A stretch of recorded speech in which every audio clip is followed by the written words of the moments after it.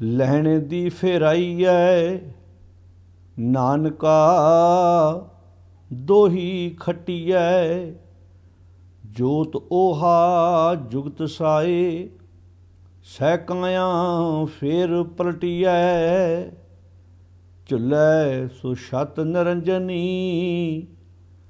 मल तख्त बैठा गुर हटिए।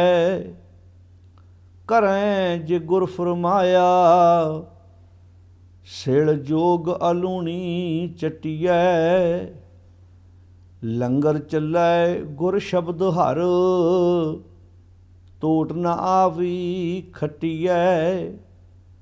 खर्चे दित कसम दी आप खैंदी खैर दबटिए। होवै सिफत कसम दी नूर अरशों कुरसों झटिए। तुद डिठे सच्चे पातशाह मल जन्म जन्म दी कटिए। सच जे गुर फरमाया क्यों एदों बोलों हटिए। पुत्री कौल ना पालियो कर पीरों कन मुरटिए। दिल खोटै आकी फिरना बन भार उचायन छटिए। जिन आखी सोई करे जिन कीती तिनै थटिए। कौन हारे कि ना उवटिए। वाहिगुरु जी का खालसा वाहिगुरु जी की फतेह। गुरु प्यारी साध संगत जीओ, भाई बलवंड जी ਅਤੇ ਭਾਈ ਸੱਤਾ ਜੀ ਤਿੰਨਾਂ ਦੀ ਰਸਨਾ ਤੋਂ ਉਚਾਰਨ ਕੀਤੀ ਹੋਈ ਵਾਰ, ਜਿਸ ਦੀ ਆਪਾਂ ਲੜੀਵਾਰ ਵਿਚਾਰ ਆਰੰਭ ਕੀਤੀ ਹੈ। ਜਿਵੇਂ ਕਿ ਆਪਾਂ ਕੱਲ੍ਹ ਤੱਕ ਇਸ ਵਾਰ ਦੀ ਪਹਿਲੀ ਪੌੜੀ ਦੀ ਵਿਚਾਰ ਸਾਂਝੀ ਕਰ ਚੁੱਕੇ ਹਾਂ। ਅੱਜ ਆਪਾਂ ਦੂਸਰੀ ਪੌੜੀ ਦਾ ਪਾਠ ਸਰਵਣ ਕੀਤਾ ਹੈ। ਇਹ ਪੌੜੀ ਜਿਵੇਂ ਕਿ ਜਿਹੜੇ ਸਰੋਤੇ ਰੋਜ਼ਾਨਾ ਸਰਵਣ ਕਰਦੇ ਨੇ ਉਹਨਾਂ ਨੂੰ ਪਤਾ ਹੈ ਕਿ ਪਹਿਲੀਆਂ 3 ਪੌੜੀਆਂ ਭਾਈ ਬਲਵੰਡ ਜੀ ਦੀਆਂ ਉਚਾਰਨ ਕੀਤੀਆਂ ਹੋਈਆਂ ਨੇ ਅਤੇ ਜਿਹੜੀਆਂ ਅਖੀਰਲੀਆਂ 5 ਪੌੜੀਆਂ ਨੇ ਉਹ ਭਾਈ ਸੱਤਾ ਜੀ ਦੀਆਂ ਉਚਾਰਨ ਕੀਤੀਆਂ ਹੋਈਆਂ ਨੇ। ਇਹ ਦੋਨੋਂ ਮਹਾਨ ਸ਼ਖਸੀਅਤਾਂ ਭਾਈ ਬਲਵੰਡ ਜੀ ਅਤੇ ਭਾਈ ਸੱਤਾ ਜੀ ਜੋ ਗੁਰੂ ਪਿਆਰ ਵਿੱਚ ਭਿੱਜ ਕੇ ਗੁਰੂ ਦਰਬਾਰ ਦੇ ਵਿੱਚ ਬਹੁਤ ਸੋਹਣੇ ਤਰੀਕੇ ਨਾਲ ਉੱਥੋਂ ਦਾ ਜੋ ਸੀਨ ਹੈ ਉਹਨੂੰ ਆਪਣੇ ਸ਼ਬਦਾਂ ਵਿੱਚ ਚਿਤਰਦੇ ਨੇ। ਅਤੇ ਗੁਰੂ ਨਾਨਕ ਸਾਹਿਬ ਜੀ ਤੋਂ ਬਾਅਦ ਧੰਨ ਗੁਰੂ ਅੰਗਦ ਸਾਹਿਬ ਸੱਚੇ ਪਾਤਸ਼ਾਹ ਮਹਾਰਾਜ ਜਿਵੇਂ ਇਸ ਜ਼ਿੰਮੇਵਾਰੀ ਨੂੰ ਚੱਕਦੇ ਨੇ, ਉਸ ਸਾਰੀ ਘਟਨਾਕ੍ਰਮ ਨੂੰ ਆਪਣੇ ਲਫ਼ਜ਼ਾਂ ਵਿੱਚ ਬਿਆਨ ਕੀਤਾ ਹੈ।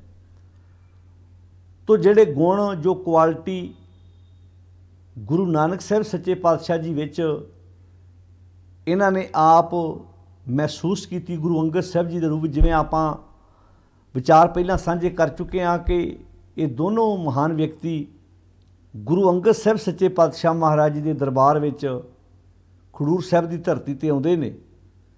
ਭਾਵੇਂ ਕਿ ਇਹਨਾਂ ਨੇ ਗੁਰੂ ਨਾਨਕ ਸਾਹਿਬ ਸੱਚੇ ਪਾਤਸ਼ਾਹ ਮਹਾਰਾਜ ਜਿਹਦੀ ਸਰੀਰਕ ਤੌਰ 'ਤੇ ਉਹਨਾਂ ਦੇ ਕੋਲ ਰਹਿ ਕੇ ਸੰਗਤ ਨਹੀਂ ਮਾਣੀ, ਪਰ ਧੰਨ ਗੁਰੂ ਅੰਗਦ ਸਾਹਿਬ ਜੀ ਦੇ ਕੋਲ ਉਹਨਾਂ ਦੇ ਮਹਾਨ ਬਚਨਾਂ ਨੂੰ ਜਦੋਂ ਸੁਣਿਆ, ਪੜ੍ਹਿਆ, ਵਿਚਾਰਿਆ, ਤਾਂ ਇਹ ਲਫ਼ਜ਼ ਜਿਹੜੇ ਉਹਨਾਂ ਨੇ ਦੂਸਰੀ ਪੌੜੀ ਵਿੱਚ ਬਿਆਨ ਕੀਤੇ ਨੇ ਵੀ ਜੋਤ 오ਹਾ ਜੁਗਤ ਸਾਏ ਸਹਿ ਕਾਇਆ ਫਿਰ ਪਲਟੀਏ।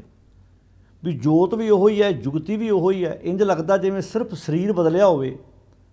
ਸਰੀਰ ਬਦਲ ਕੇ ਗੁਰੂ ਨਾਨਕ ਸਾਹਿਬ ਹੀ ਗੁਰੂ ਅੰਗਦ ਸਾਹਿਬ ਦੇ ਰੂਪ ਵਿੱਚ ਸਾਡੇ ਸਾਹਮਣੇ ਬੈਠੇ ਨੇ, ਜਿਨ੍ਹਾਂ ਤੋਂ ਅਸੀਂ ਬੜਾ ਕੁਝ ਸਿੱਖਿਆ, ਜਿਨ੍ਹਾਂ ਨੇ ਸਾਡੇ ਜੀਵਨ ਨੂੰ ਇੱਕ ਪ੍ਰੇਰਨਾ ਦਿੱਤੀ ਹੈ।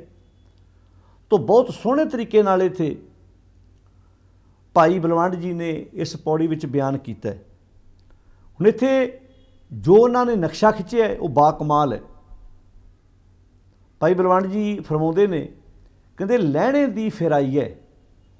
ਹੁਣ ਤੁਸੀਂ ਵੇਖੋ ਵੀ ਇੱਥੇ ਗੁਰੂ ਅੰਗਦ ਸਾਹਿਬ ਜੀ ਦੇ ਪਹਿਲੇ ਨਾਮ ਦਾ ਜ਼ਿਕਰ ਹੈ। ਇੱਥੇ ਲਹਿਣਾ ਉਹਨਾਂ ਦਾ ਪਹਿਲਾ ਨਾਮ ਹੈ। ਜਿਵੇਂ ਕਿ ਜਦੋਂ ਅਸੀਂ ਗੁਰੂ ਅੰਗਦ ਸਾਹਿਬ ਜੀ ਦੇ ਪਿਛੋਕੜ ਵੱਲ ਵੇਖਦੇ ਹਾਂ ਤਾਂ ਉਹਨਾਂ ਦਾ ਜਨਮ 18 ਅਪ੍ਰੈਲ 1504 ਦੇ ਵਿੱਚ ਜੋ ਮੱਤੇ ਦੀ ਸਰਾਂ ਜ਼ਿਲ੍ਹਾ ਮੁਕਤਸਰ ਦੇ ਵਿੱਚ ਹੈ ਉੱਥੇ ਹੁੰਦਾ ਹੈ।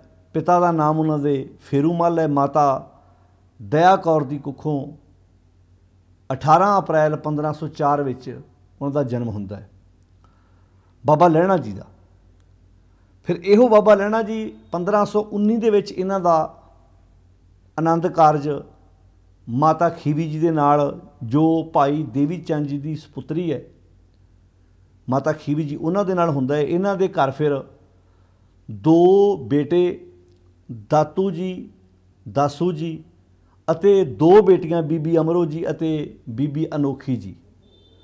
2 ਬੇਟੀਆਂ ਤੇ 2 ਪੁੱਤਰਾਂ ਦਾ ਜਨਮ ਇਹਨਾਂ ਦੇ ਘਰ ਵਿੱਚ ਹੁੰਦਾ ਹੈ। ਧੰਨ ਗੁਰੂ ਅੰਗਦ ਸਾਹਿਬ ਸੱਚੇ ਪਾਤਸ਼ਾਹ ਮਹਾਰਾਜ ਜਦੋਂ ਬਣਦੇ ਨੇ 1539 ਵਿੱਚ, 1532 ਵਿੱਚ ਪਹਿਲੀ ਵਾਰ ਇਹ ਧੰਨ ਗੁਰੂ ਨਾਨਕ ਸਾਹਿਬ ਜੀ ਮਹਾਰਾਜ ਨੂੰ ਮਿਲਦੇ ਨੇ ਕਰਤਾਰਪੁਰ ਸਾਹਿਬ ਦੀ ਧਰਤੀ ਤੇ। ਜਦੋਂ ਇਹ ਵੈਸ਼ਨੂ ਦੇਵੀ ਦੇ ਜਾਂਦੇ ਸਨ, ਭਾਈ ਜੋਧ ਕੋਲੋਂ ਬਾਣੀ ਸੁਣੀ, ਮਨ ਪ੍ਰਭਾਵਿਤ ਹੋਇਆ। ਐਸਾ ਨਹੀਂ ਵੀ ਉਹ ਜਾਣਦੇ ਨਹੀਂ ਹੋਣਗੇ, ਭਾਈ ਜੋਧ ਕੋਲੋਂ ਬਾਣੀ ਸੁਣਨ ਤੋਂ ਬਾਅਦ ਜਿਹੜੀ ਖਿੱਚ ਅੰਦਰ ਪਈ ਹੈ, ਜਿਹੜੀ ਅੰਦਰ, ਜਿਹਨੂੰ ਆਪਾਂ ਇੱਦਾਂ ਵੀ ਕਹਿ ਸਕਦੇ ਹਾਂ ਵੀ ਤੇਲ ਵੀ ਸੀ, ਦੀਵਾ ਵੀ ਸੀ, ਰੂੰ ਦੀ ਵੱਟੀ ਵੀ ਸੀ, ਸਿਰਫ ਇੱਕ ਅੱਗ ਲਾਉਣ ਵਾਲੀ ਸੀ। ਪੂਰਾ ਅੰਦਰ ਦਾ ਉਹ ਸਿਸਟਮ ਤਿਆਰ ਸੀ ਬਾਬਾ ਲਹਿਣਾ ਜੀ ਦੇ ਅੰਦਰ, ਜਿਹੜੀ ਉਹ ਇੰਨੀ ਛੇਤੀ ਕਿੰਨੇ ਦੂਰ ਅੰਦੇਸ਼ੀ ਹੋਣਗੇ, ਕਿੰਨਾ ਰੋਸ਼ਨ ਦਿਮਾਗ ਹੋਏਗਾ, ਜੋ 1532 ਤੋਂ ਲੈ ਕੇ 1539 ਤੱਕ 7 ਸਾਲਾਂ ਵਿੱਚ ਉਹ ਗੁਰੂ ਨਾਨਕ ਸਾਹਿਬ ਜੀ ਦੀ ਹਰ ਉਸ ਗੱਲ ਨੂੰ ਧਿਆਨ ਨਾਲ ਸੁਣਿਆ, ਸਮਝਿਆ, ਵਿਚਾਰਿਆ। ਤੇ ਫਿਰ ਉਹ ਬਾਬਾ ਲਹਿਣਾ ਜੀ ਤੋਂ ਗੁਰੂ ਅੰਗਦ ਸਾਹਿਬ ਬਣ ਕੇ 63 ਸ਼ਲੋਕ ਫਿਰ ਉਹ ਆਪਣੀ ਰਸਨਾ ਤੋਂ ਉਚਾਰਨ ਕਰਦੇ ਨੇ। ਧੰਨ ਗੁਰੂ ਅੰਗਦ ਸਾਹਿਬ ਜੀ ਦੇ ਗੁਰੂ ਗ੍ਰੰਥ ਸਾਹਿਬ ਜੀ ਦੇ ਵਿੱਚ 63 ਸ਼ਲੋਕ ਨੇ।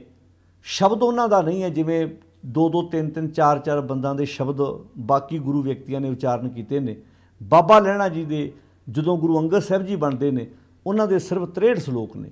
ਤੋ ਇਹ ਜਿਹੜੀਆਂ ਪੌੜੀਆਂ ਨੇ ਇਹਨਾਂ ਵਿੱਚ ਬਾਬਾ ਲਹਿਣਾ ਜੀ ਤੋਂ ਗੁਰੂ ਅੰਗਦ ਸਾਹਿਬ ਜੀ ਦਾ ਜਿਹੜਾ ਸਫ਼ਰ ਉਹਨਾਂ ਨੇ ਤੈਅ ਕੀਤਾ ਹੈ, ਉਸ ਸਾਰੀ ਘਟਨਾਕ੍ਰਮ ਨੂੰ ਉਹਨਾਂ ਨੇ ਆਪਣੇ ਸ਼ਬਦਾਂ ਵਿੱਚ ਭਾਈ ਬਲਵੰਡ ਜੀ ਨੇ ਬਿਆਨ ਕੀਤਾ ਹੈ। ਕਹਿੰਦੇ ਲਹਿਣੇ ਦੀ ਫਿਰ ਆਈ ਹੈ, ਕਹਿੰਦੇ ਵੀ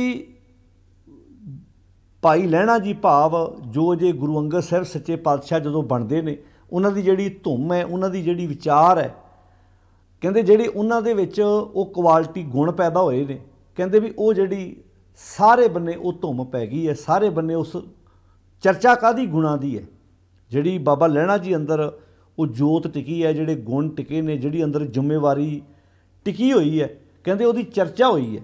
ਕਿਉਂ? ਕਿਉਂਕਿ ਅੰਦਰ ਗੱਲ ਸਾਰੀ ਖੇਡਦੀ, ਜਿਵੇਂ ਆਪਾਂ ਬਾਣੀ 'ਚ ਪਹਿਲਾਂ ਵੀ ਪੜ੍ਹਦੇ ਹਾਂ ਵੀ ਇਨਸਾਨ ਦੀ ਕਦਰ ਨਹੀਂ, ਇਨਸਾਨ ਦੇ ਅੰਦਰ ਪੈਦਾ ਹੋਏ ਗੁਣਾਂ ਦੀ ਕਦਰ ਹੈ। ਵੈਸੇ ਤਾਂ ਆਪਾਂ ਬਾਣੀ ਵਿੱਚ ਜਦੋਂ ਵਾਕ ਪੜ੍ਹਦੇ ਵੀ ਦੁੱਧ ਬਿਨ ਧੇਨ, ਪੰਖ ਬਿਨ ਪੰਖੀ, ਜਲ ਬਿਨ ਉਤਪੁਜ ਕਾਮ ਨਾਹੀ, ਕਿਆ ਸੁਲਤਾਨ ਸਲਾਮ ਵੀ ਹੋਣਾ, ਅੰਧੀ ਕੋਠੀ ਤੇਰਾ ਨਾਮ ਨਾਹੀ। ਸਾਰੀ ਖੇਡ ਗੁਣਾਂ ਦੀ ਹੈ। ਹੁਣ ਬਾਬਾ ਲਹਿਣਾ ਜੀ ਵਿੱਚ ਜਦੋਂ ਧੰਨ ਗੁਰੂ ਅੰਗਦ ਸਾਹਿਬ ਜੀ ਬਣਦੇ, ਉਹਨਾਂ ਵਿੱਚ ਇਹ ਗੁਣ ਪੈਦਾ ਹੋਏ। ਲਹਿਣੇ ਦੀ ਫਿਰਾਈ ਹੈ ਨਾਨਕਾ ਦੋਹੀ ਖੱਟੀ ਹੈ। ਕਹਿੰਦੇ ਵੀ ਜਿਹੜੀ ਗੁਰੂ ਨਾਨਕ ਸਾਹਿਬ ਜੀ ਨੇ ਖੱਟੀ ਕੀਤੀ, ਧੰਨ ਨਾਨਕ ਤੇਰੀ ਵੱਡੀ ਕਮਾਈ, ਵੱਡਾ ਪੁਰਖ ਪ੍ਰਗਟਿਆ ਕਲਯੁਗ ਅੰਦਰ ਜੋ ਜਗਾਈ। ਜਿਹੜੀ ਧੰਨ ਗੁਰੂ ਨਾਨਕ ਸਾਹਿਬ ਸੱਚੇ ਪਾਤਸ਼ਾਹ ਜੀ ਨੇ ਖੱਟੀ ਕੀਤੀ ਹੈ, ਜਿਹੜੀ ਕਮਾਈ ਕੀਤੀ ਹੈ, ਉਸ ਕਮਾਈ ਦੀ ਬਦੌਲਤ ਅੱਜ ਬਾਬਾ ਲਹਿਣਾ ਜੀ ਦੇ ਅੰਦਰ ਵੀ ਉਹ ਵਿਚਾਰ ਟਿਕੀ ਹੈ ਅਤੇ ਉਸ ਵਿਚਾਰ ਕਰਕੇ, ਉਸ ਕਮਾਈ ਕਰਕੇ ਅੱਜ ਇਲਾਕੇ ਵਿੱਚ ਚਰਚਾ ਹੈ। ਕਹਿੰਦੇ ਨਾਨਕਾ ਦੋਹੀ ਖੱਟੀਏ, ਜਿਹੜੀ ਗੁਰੂ ਨਾਨਕ ਸਾਹਿਬ ਸੱਚੇ ਪਾਤਸ਼ਾਹ ਜੀ ਨੇ ਕਮਾਈ ਕੀਤੀ ਸੀ, ਜਿਹੜੀ ਉਹਨਾਂ ਦੇ ਵਿੱਚ ਉਹ ਗੁਣਾਂ ਦੀ ਦਾਤ ਸੀ, ਜਿਹੜੀ ਰੱਬੀ ਬਖਸ਼ਿਸ਼ ਲੈ ਕੇ ਉਹ ਸੰਸਾਰ 'ਤੇ ਆਏ ਨੇ, ਜਿਹਦੇ ਨਾਲ ਉਹਨਾਂ ਦੁਨੀਆ ਦੇ ਲਾਗੇ ਛਾਗੇ ਰੌਸ਼ਨੀ ਕੀਤੀ। ਪਹਿਲਾਂ ਬਾਬੇ ਪਾਇਆ ਬਖਸ਼ਦਾਰ, ਪਿੱਛੋਂ ਦੇ ਫਿਰ ਘਾਲ ਕਮਾਈ, ਜਿਹੜੀ ਉਹਨਾਂ ਨੇ ਇਹ ਮਿਹਨਤ ਆਪਣੀ ਜ਼ਿੰਦਗੀ ਵਿੱਚ ਕੀਤੀ। ਅਤੇ ਅੱਜ ਉਸ ਗੁਣਾਂ ਕਰਕੇ, ਉਸ ਰੱਬੀ ਦਾਤ ਕਰਕੇ ਅੱਜ ਬਾਬਾ ਲਹਿਣਾ ਜੀ ਦੀ ਵੀ ਧੰਨ ਗੁਰੂ ਅੰਗਦ ਸਾਹਿਬ ਬਣ ਵਕਤ ਇਹ ਫਿਰ ਜਿਹੜੀ ਇਲਾਕੇ ਵਿੱਚ ਚਰਚਾ ਹੁੰਦੀ ਹੈ। ਫਿਰ ਕਹਿੰਦੇ ਵੀ ਇਹ ਹੋਇਆ ਕਿਉਂ? ਸਵਾਲ ਇਹ ਪੈਦਾ ਹੁੰਦਾ ਵੀ ਅੱਜ ਗੁਰੂ ਨਾਨਕ ਸਾਹਿਬ ਬਾਰੇ ਤੇ ਆਪਾਂ ਇਹ ਸ਼ਬਦ ਸੁਣਦੇ ਹਾਂ ਵੀ ਸਤਿਗੁਰੂ ਨਾਨਕ ਪ੍ਰਗਟਿਆ ਮਿੱਟੀ ਧੁੰਦ ਜਗ ਚਾਨਣ ਹੋਆ। ਬਾਬਾ ਲਹਿਣਾ ਜੀ ਦੀ ਗੁਰੂ ਅੰਗਦ ਸਾਹਿਬ ਬਣਨ ਤੋਂ ਬਾਅਦ ਇਹ ਚਰਚਾ ਕਿਉਂ ਹੋਈ? ਕਿਉਂਕਿ ਕਹਿੰਦੇ ਸਾਨੂੰ ਫਰਕ ਹੀ ਕੋਈ ਨਹੀਂ ਲੱਗਾ। ਹੁਣ ਕਿੰਨੀ ਸੋਹਣੀ ਉਸ ਵਕਤ ਦੀ ਉਹਨਾਂ ਤਸਵੀਰ ਖਿੱਚੀ ਹੈ, ਕਹਿੰਦੇ ਜੋਤ ਉਹ ਵਾ, ਜਿਵੇਂ ਆਪਾਂ ਪਹਿਲਾਂ ਵੀ ਵਿਚਾਰ ਕਰ ਚੁੱਕੇ ਹਾਂ, ਜਦੋਂ ਆਪਾਂ ਭੂਮਿਕਾ ਦੇ ਵਿੱਚ ਵਿਚਾਰ ਸਾਂਝੀ ਕੀਤੀ ਸੀ ਕਿ ਲੋਕ ਕੰਪੈਰੀਜ਼ਨ ਕਰਦੇ ਹਮੇਸ਼ਾ, ਪੈਂਚ ਸਰਪੰਚ ਦੀ ਤੁਲਨਾ ਕਰਦੇ ਆ। ਜੇ ਕਿਸੇ ਸਕੂਲ 'ਚ ਪ੍ਰਿੰਸੀਪਲ ਹੋਵੇ, ਲੋਕ ਉਹਦਾ ਕੰਪੈਰੀਜ਼ਨ ਕਰਦੇ ਵੀ ਪਹਿਲਾਂ ਚੰਗਾ ਸੀ, ਇਹ ਨਹੀਂ ਚੰਗਾ, ਜਾਂ ਇਹ ਚੰਗਾ, ਜਾਂ ਪਹਿਲਾਂ ਨਹੀਂ ਸੀ ਚੰਗਾ। ਕਹਿੰਦੇ ਵੀ ਭਾਈ ਬਲਵੰਡ ਜੀ ਇੱਥੇ ਲਿਖਦੇ ਆ, ਕਹਿੰਦੇ ਵੀ ਫਰਕ ਕੋਈ ਨਹੀਂ ਲੱਗਾ ਸਾਨੂੰ, ਕਿਉਂਕਿ ਜੋਤ ਉਹ ਜੁਗਤ ਸਾਏ ਸ਼ਹਿ ਕਾਇਆ ਫਿਰ ਪਲਟੀ ਹੈ। ਕਹਿੰਦੇ ਵੀ ਬਾਹਰ ਦਾ ਸਿਰਫ ਰੂਪ ਬਦਲਿਆ, ਇੱਦਾਂ ਲੱਗਦਾ ਜਿਵੇਂ ਧੰਨ ਗੁਰੂ ਨਾਨਕ ਸਾਹਿਬ ਹੀ ਗੁਰੂ ਅੰਗਦ ਸਾਹਿਬ ਦੇ ਅੰਦਰ ਆਣ ਕੇ ਬੈਠ ਗਏ ਹੋਣ, ਜਾਣੂ ਕਿ ਸਾਨੂੰ ਕੋਈ ਫਰਕ ਲੱਗਾ ਨਹੀਂ। ਜੋਤ ਉਹ ਜੁਗਤ ਸਾਏ ਸਹਿ ਕਾਇਆ ਫਿਰ ਪਲਟੀਏ। ਤੋ ਇਸ ਕਰਕੇ ਕਿਉਂਕਿ ਜੋਤ ਜੁਗਤ ਉਹ ਹੀ, ਕਿਉਂਕਿ ਭਾਈ ਬਲਵੰਡ ਜੀ ਤੇ ਭਾਈ ਸੱਤਾ ਜੀ ਇਹ ਗੁਰੂ ਅੰਗਦ ਸਾਹਿਬ ਜੀ ਦੇ ਦਰਬਾਰ 'ਚ ਆਉਂਦੇ ਨੇ, ਤੇ ਮੀਰੀ ਪੀਰੀ ਦੇ ਮਾਲਕ ਧੰਨ ਗੁਰੂ ਹਰਗੋਬਿੰਦ ਪਾਤਸ਼ਾਹ ਜੀ ਤੱਕ ਉਹ ਇਸ ਸੰਸਾਰ ਤੇ ਰਹਿੰਦੇ ਨੇ, ਭਾਈ ਬਲਵੰਡ ਜੀ ਤੇ ਭਾਈ ਸੱਤਾ ਜੀ। ਹੁਣ ਉਹਨਾਂ ਨੇ ਬਹੁਤ ਸੋਹਣੇ ਤਰੀਕੇ ਨਾਲ ਉਸ ਤਸਵੀਰ ਨੂੰ ਖਿੱਚਿਆ। ਕਹਿੰਦੇ ਜੋਤ ਉਹ ਯਾਨੀ ਕਿ ਵਿਚਾਰਧਾਰਾ, ਜੁਗਤ ਯਾਨੀ ਕਿ ਕੰਮ ਕਰਨ ਦੀ ਜੁਗਤੀ ਵੀ ਉਹੀ ਹੈ, ਸਮੇਂ ਸਮੇਂ ਤੇ ਕੰਮ ਕੀਤੇ, ਲੰਗਰ ਪ੍ਰਥਾ ਚਲਾਈ, ਉਹ ਅੱਗੇ ਜਾ ਕੇ ਆਪਾਂ ਪੜਾਂਗੇ। ਜੋਤ ਉਹ ਜੁਗਤ ਸਾਏ ਸਹਿ ਕਾਇਆ ਫਿਰ ਪਲਟੀਏ। ਕਹਿੰਦੇ ਝੁੱਲੈ ਸੋ ਛੱਤ ਨਿਰੰਜਨੀ। ਅੱਜ ਧੰਨ ਗੁਰੂ ਅੰਗਦ ਸਾਹਿਬ ਜੀ ਦੇ ਸਿਰ ਦੇ ਉੱਪਰ ਅੱਜ ਨਿਰੰਜਨੀ ਛਤਰ ਝੁੱਲ ਰਿਹਾ, ਯਾਨੀ ਕਿ ਜਿਹੜੀ ਉਹਨਾਂ ਦੀ ਸ਼ੋਭਾ ਵਾ ਨਾ, ਉਹ ਸ਼ੋਭਾ ਉਹਨਾਂ ਗੁਣਾਂ ਕਰਕੇ ਆ, ਜਿਹੜੇ ਗੁਣਾਂ ਨਾਲ ਉਹਨਾਂ ਸਾਂਝ ਪਾਇਆ, ਜਿਸ ਰੱਬੀ ਦਾਤ ਨਾਲ ਉਹਨਾਂ ਦੀ ਸੁਰਤ ਜੁੜੀ ਹੋਈ ਆ ਨਾ, ਕਹਿੰਦੇ ਉਹਨਾਂ ਗੁਣਾਂ ਕਰਕੇ ਅੱਜ ਸਿਰ ਤੇ ਉਹਨਾਂ ਦੇ ਛਤਰ ਝੁੱਲ ਰਿਹਾ। ਦੁਨਿਆਵੀ ਲੋਕਾਂ ਦੇ ਸਿਰਾਂ ਤੇ ਜਿਹੜੇ ਬਾਦਸ਼ਾਹ ਲੋਕ ਹੁੰਦੇ, ਉਹਨਾਂ ਦੇ ਜਿਹੜੇ ਛਤਰ ਝੁੱਲਦੇ ਆ ਨਾ, ਉਹ ਮੁਹਤਾਜ ਹੁੰਦੇ ਆ ਕਿਸੇ ਦੀ, ਪਬਲਿਕ ਨੇ ਬਣਾਏ ਹੁੰਦੇ ਆ। ਫਿਰ ਅੱਜ ਛਤਰ ਹੈਗਾ, ਕੱਲ੍ਹ ਨੂੰ ਨਹੀਂ ਹੋਣਾ। ਪਰ ਕਹਿੰਦੇ ਜਿਹੜਾ ਇਹ ਛਤਰ ਵਾ ਨਾ, ਇਹ ਰੱਬੀ ਗੁਣਾਂ ਦਾ ਛਤਰ ਵਾ, ਇਹ ਉਸ ਮਾਲਕ ਦਾ ਛਤਰ ਹੈ। ਝੁੱਲੈ ਸੋ ਛੱਤ ਨਿਰੰਜਨੀ। ਕਹਿੰਦੇ ਮਲ ਤਖਤ ਬੈਠਾ, ਮਲ ਕੇ ਤਖਤ ਬੈਠਾ ਗੁਰ ਹਟੀਐ। ਗੁਰ ਹਟੀਐ ਦਾ ਅਰਥ ਕੀ ਆ? ਜਿਹੜੀ ਹੱਟੀ ਕਦੀ ਗੁਰੂ ਨਾਨਕ ਸਾਹਿਬ ਨੇ ਖੋਲ੍ਹੀ ਸੀ ਨਾ ਗੁਣਾਂ ਦੀ, ਅੱਜ ਉਸ ਹੱਟੀ ਨੂੰ ਮਲ ਕੇ ਉਸ ਤਖਤ ਦੇ ਉੱਤੇ ਗੁਰੂ ਅੰਗਦ ਸਾਹਿਬ ਬਾਬਾ ਲਹਿਣਾ ਜੀ, ਗੁਰੂ ਅੰਗਦ ਸਾਹਿਬ ਦੇ ਰੂਪ 'ਚ ਭਾਵ ਗੁਰੂ ਨਾਨਕ ਸਾਹਿਬ ਮਹਾਰਾਜ ਦੀ ਉਸ ਮਹਾਨ ਸ਼ਖਸੀਅਤ ਨੂੰ ਆਪਣੀ ਜ਼ਿੰਦਗੀ ਦੇ ਵਿੱਚ ਜੋ ਸਮਝਿਆ, ਜੋ ਪੜ੍ਹਿਆ, ਵਿਚਾਰਿਆ, ਜੋ ਉਹਨਾਂ ਨੇ ਉਹ ਰੱਬੀ ਗੁਣ ਗੁਰੂ ਨਾਨਕ ਸਾਹਿਬ ਜੀ ਦੇ ਕੋਲੋਂ ਸਿੱਖੇ। ਕਹਿੰਦੇ ਇੰਝ ਲੱਗਦਾ ਜਿਵੇਂ ਜਿਹੜਾ ਹੱਟ ਗੁਰੂ ਨਾਨਕ ਸਾਹਿਬ ਜੀ ਨੇ ਖੋਲ੍ਹਿਆ ਸੀ ਨਾ, ਕਹਿੰਦੇ ਅੱਜ ਗੁਰੂ ਨਾਨਕ ਸਾਹਿਬ ਜੀ ਹੀ ਦਾ ਹੀ ਰੂਪ ਲੈ ਕੇ ਅੱਜ ਬਾਬਾ ਲਹਿਣਾ ਜੀ ਉਸ ਤਖਤ ਦੇ ਉੱਤੇ, ਉਸ ਹੱਟੀ ਦੇ ਉੱਤੇ ਬੈਠੇ ਹੋਏ ਨੇ ਤੇ ਫਿਰ ਸੌਦਾ ਵੰਡ ਰਹੇ ਨੇ। ਧਿਆਨ ਨਾਲ ਸੁਣਿਓ, ਉਹ ਗੁਣਾਂ ਦਾ ਸੌਦਾ। ਇੱਥੇ ਲਿਖਿਆ ਵੀ ਕਰੇ ਜੇ ਗੁਰ ਫਰਮਾਇਆ, ਉਹ ਕੰਮ ਕਰ ਰਹੇ ਨੇ ਜੋ ਗੁਰੂ ਨੇ ਉਹਨਾਂ ਨੂੰ ਫਰਮਾਇਆ ਹੈ, ਜੋ ਗੁਰੂ ਨੇ ਉਹਨਾਂ ਨੂੰ ਹੁਕਮ ਕੀਤਾ ਹੈ, ਜੋ ਗੁਰੂ ਨੇ ਉਹਨਾਂ ਨੂੰ ਰਾਹ ਦੱਸਿਆ ਹੈ, ਜੋ ਗੁਰੂ ਨੇ ਉਹਨਾਂ ਦਾ ਜੀਵਨ ਨੂੰ ਸਹੀ ਬਣਾਉਣ ਵਾਸਤੇ ਜੋ ਉਪਦੇਸ਼ ਬਖਸ਼ਿਸ਼ ਕੀਤਾ ਹੈ। ਅੱਜ ਬਾਬਾ ਲਹਿਣਾ ਜੀ ਜਦੋਂ ਗੁਰੂ ਅੰਗਦ ਸਾਹਿਬ ਸੱਚੇ ਪਾਤਸ਼ਾਹ ਬਣਦੇ ਨੇ, ਕਹਿੰਦੇ ਉਹਨਾਂ ਨੇ ਇਹ ਸਫ਼ਰ ਤੈਅ ਕਿੱਦਾਂ ਕੀਤਾ? ਉਹਨਾਂ ਨੇ ਇੱਕ ਇੱਕ ਬਚਨ ਧੰਨ ਗੁਰੂ ਨਾਨਕ ਸਾਹਿਬ ਸੱਚੇ ਪਾਤਸ਼ਾਹ ਮਹਾਰਾਜ ਜੀ ਦੀ ਰਸਨਾ ਤੋਂ ਨਿਕਲਿਆ ਹੋਇਆ ਕਮਾਇਆ, ਸਮਝਿਆ, ਪੜ੍ਹਿਆ, ਵਿਚਾਰਿਆ ਤੇ ਆਪਣੇ ਜੀਵਨ ਦੇ ਵਿੱਚ ਹੰਢਾਇਆ। ਕਰੇ ਜੇ ਗੁਰ ਫਰਮਾਇਆ, ਕਹਿੰਦੇ ਸਿਲ ਜੋਗ ਅਲੂਣੀ ਚਟੀ ਹੈ। ਗੁਰੂ ਦੀ ਕਹੀ ਹੋਈ ਗੱਲ ਨੂੰ ਜ਼ਿੰਦਗੀ 'ਚ ਕਮਾਉਣਾ, ਉਹਨੂੰ ਲਾਗੂ ਕਰਨਾ ਜ਼ਿੰਦਗੀ 'ਚ, ਇਹ ਕਹਿਣ ਲੱਗੇ ਅਲੂਣੀ ਸਿਲ ਦੇ ਬਰਾਬਰ ਸੀ। ਸਿਲ ਜੋਗ ਅਲੂਣੀ ਚੱਟੀ ਹੈ। ਹੁਣ ਧਿਆਨ ਨਾਲ ਸੁਣਿਓ ਇਸ ਗੱਲ ਨੂੰ। ਕਹਿਣ ਲੱਗੇ ਕਿ ਜੋ ਗੁਰੂ ਨੇ ਹੁਕਮ ਕੀਤਾ, ਸਿਲ ਦਾ ਅਰਥ ਹੁੰਦਾ ਵਾ ਕਿ ਅਲੂਣੀ ਸਿਲ ਭਾਵ ਬਹੁਤ ਕਰੜਾ ਕੰਮ, ਸਖਤ ਕੰਮ, ਜਿਹੜਾ ਕੰਮ ਹਾਰੀ ਸਾਰੀ ਵਿਅਕਤੀ ਨਹੀਂ ਕਰ ਸਕਦਾ। ਕਿਉਂਕਿ ਜੋ ਗੁਰੂ ਨੇ ਹੁਕਮ ਕੀਤਾ, ਜੋ ਗੁਰੂ ਨੇ ਰਾਹ ਵਿਖਾਇਆ, ਉਸ ਰਾਹ 'ਤੇ ਤੁਰ ਲੱਗਿਆਂ ਸਭ ਤੋਂ ਪਹਿਲਾਂ ਬੰਦੇ ਨੂੰ ਕਿਹਦੇ ਨਾਲ ਲੜਨਾ ਪੈਣਾ? ਆਪਣੇ ਆਪ ਨਾਲ। ਜਦੋਂ ਤੁਸੀਂ ਗੁਰੂ ਦੇ ਰਸਤੇ 'ਤੇ ਤੁਰਨਾ ਹੈ, ਤੁਸੀਂ ਦੂਰ ਕੀ ਜਾਣਾ? ਡਾਕਟਰ ਦੀ ਗੱਲ ਛੱਡੋ, ਤੁਸੀਂ ਇੱਕ ਗੁਰੂ ਦੀ ਗੱਲ ਛੱਡੋ, ਇੱਕ ਡਾਕਟਰ ਦੇ ਕਹੇ ਹੋਏ ਗੱਲ ਵੀ ਜੇ ਬੰਦੇ ਨੇ ਆਪਣੀ ਜ਼ਿੰਦਗੀ 'ਚ ਲਾਗੂ ਕਰਨੀ ਆ ਨਾ, ਮੰਨ ਲਓ ਡਾਕਟਰ ਨੇ ਕਹਿਣਾ ਵੀ ਤੈਨੂੰ ਆਹ ਬਿਮਾਰੀ ਹੈ ਅਤੇ ਆਹ ਪਰਹੇਜ਼ ਕਰਨਾ ਪੈਣਾ ਹੈ, ਡਾਕਟਰ ਦੀ ਕਹੀ ਹੋਈ ਗੱਲ ਨੂੰ ਮੰਨਣ ਵਾਸਤੇ ਵੀ ਨਾ ਮਰੀਜ਼ ਨੂੰ ਆਪਣੇ ਆਪ ਨਾਲ ਲੜਨਾ ਪੈਣਾ। ਜਿਹੜੀਆਂ ਉਹਦੀਆਂ ਮਨ ਨੂੰ ਚੰਗੀਆਂ ਲੱਗਣ ਵਾਲੀਆਂ ਚੀਜ਼ਾਂ ਨੇ ਨਾ, ਉਹਨੂੰ ਸਭ ਤੋਂ ਪਹਿਲਾਂ ਉਹਨਾਂ ਦਾ ਤਿਆਗ ਕਰਨਾ ਪੈਣਾ। ਕਈ ਵਾਰੀ ਜਿਹੜੀਆਂ ਚੀਜ਼ਾਂ ਸਭ ਤੋਂ ਵਧੀਆ ਲੱਗਦੀਆਂ, ਸਵਾਦ ਲੱਗਦੀਆਂ, ਰੋਗ ਵਧਾਉਣ ਵਿੱਚ ਸਭ ਤੋਂ ਵੱਡਾ ਯੋਗਦਾਨ ਉਹਨਾਂ ਵਸਤੂਆਂ ਦਾ ਹੁੰਦਾ। ਉਹਨੂੰ ਫਿਰ ਆਪਣੇ ਉਹ ਚਸਕੇ ਤਿਆਗਣੇ ਪੈਂਦੇ ਆ। ਫਿਰ ਉਹ ਕਹਿੰਦਾ ਜੇ ਠੀਕ ਹੋਣਾ ਤਾਂ ਭਾਈ ਸਭ ਤੋਂ ਪਹਿਲਾਂ ਤੈਨੂੰ ਆਪਣੇ ਆਪ ਨਾਲ ਲੜਨਾ ਪੈਣਾ। ਬਾਣੀ 'ਚ ਇਸੇ ਕਰਕੇ ਅਨੇਕਾਂ ਪ੍ਰਮਾਣ ਦਿੱਤੇ ਹੋਏ ਨੇ ਗੁਰੂ ਸਾਹਿਬ ਨੇ ਵੀ ਮਨ ਜੀਤੈ ਜਗ ਜੀਤ, ਜਾਂ ਜੋ ਜਨ ਲੂਝੇ ਮਨੇ ਸਿਉ ਸੇ ਪੂਰੇ ਪ੍ਰਧਾਨ, ਇੱਦਾਂ ਦੇ ਸ਼ਬਦ ਵਰਤੇ ਆ। ਹੁਣ ਇੱਥੇ ਸ਼ਬਦ ਵਰਤਿਆ ਝੁੱਲੇ ਸੋ ਛੱਤ ਨਿਰੰਜਨੀ ਮਲ ਤਖਤ ਬੈਠਾ। ਅੱਜ ਉਸ ਤਖਤ ਨੂੰ ਮਲ ਕੇ ਬੈਠੇ ਆ, ਗੁਰ ਹੱਟੀ ਹੈ, ਗੁਰੂ ਦੀ ਉਸ ਹੱਟੀ ਦੇ ਵਿੱਚ ਬੈਠੇ ਆ। ਅਤੇ ਇੱਥੋਂ ਤੱਕ ਪਹੁੰਚਣ ਲਈ ਕਰਨਾ ਕੀ ਪਿਆ ਉਹਨਾਂ ਨੂੰ?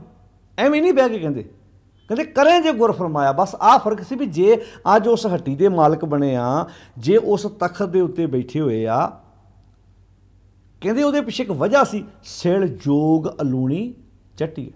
ਅਲੂਣੀ ਸਿਲ ਭਾਵ ਅਲੂਣੀ ਸਿਲ ਚੱਟਣ ਦੇ ਭਾਵ ਕਿ ਬਹੁਤ ਕਰੜਾ ਕੰਮ, ਸਖਤ ਕੰਮ, ਜਿਹੜਾ ਆਪਣੇ ਆਪ ਨਾਲ ਲੜਨ ਵਾਲਾ ਕੰਮ ਉਹਨਾਂ ਨੇ ਕੀਤਾ ਅਤੇ ਆਪਣੇ ਵਿੱਚ ਉਹ ਕੁਆਲਿਟੀ ਗੁਣ ਪੈਦਾ ਕੀਤੇ, ਆਪਣੇ ਦੇ ਵਿੱਚ ਉਹ ਵਿਚਾਰਾਂ ਲੈ ਕੇ ਆਏ, ਜਿਹੜਾ ਕੰਮ ਕਦੀ ਉਹ ਵੈਸ਼ਨੋ ਦੇਵੀ ਦੇ ਘੁੰਗਰੂ ਬਣ ਕੇ ਨੱਚ ਕੇ ਕਰਿਆ ਕਰਦੇ ਸੀ। ਅੱਜ ਉਹ ਗੁਰੂ ਨਾਨਕ ਸਾਹਿਬ ਸੱਚੇ ਪਾਤਸ਼ਾਹ ਜੀ ਦੇ ਕੋਲ ਆਉਂਦੇ ਨੇ, ਜੋ ਜੋ ਉਹਨਾਂ ਨੂੰ ਹੁਕਮ ਗੁਰੂ ਪਾਤਸ਼ਾਹ ਵੱਲੋਂ ਹੋਇਆ, ਜੋ ਜੋ ਉਹਨਾਂ ਨੇ ਰੱਬੀ ਦਾਤ ਗੁਰੂ ਪਾਤਸ਼ਾਹ ਜੀ ਦੇ ਕੋਲੋਂ ਪ੍ਰਾਪਤ ਕੀਤੀ, ਉਹਦੇ ਅਨੁਸਾਰ ਆਪਣੇ ਆਪ ਨੂੰ ਢਾਲਣ ਦਾ ਉਹਨਾਂ ਨੇ ਯਤਨ ਕੀਤਾ।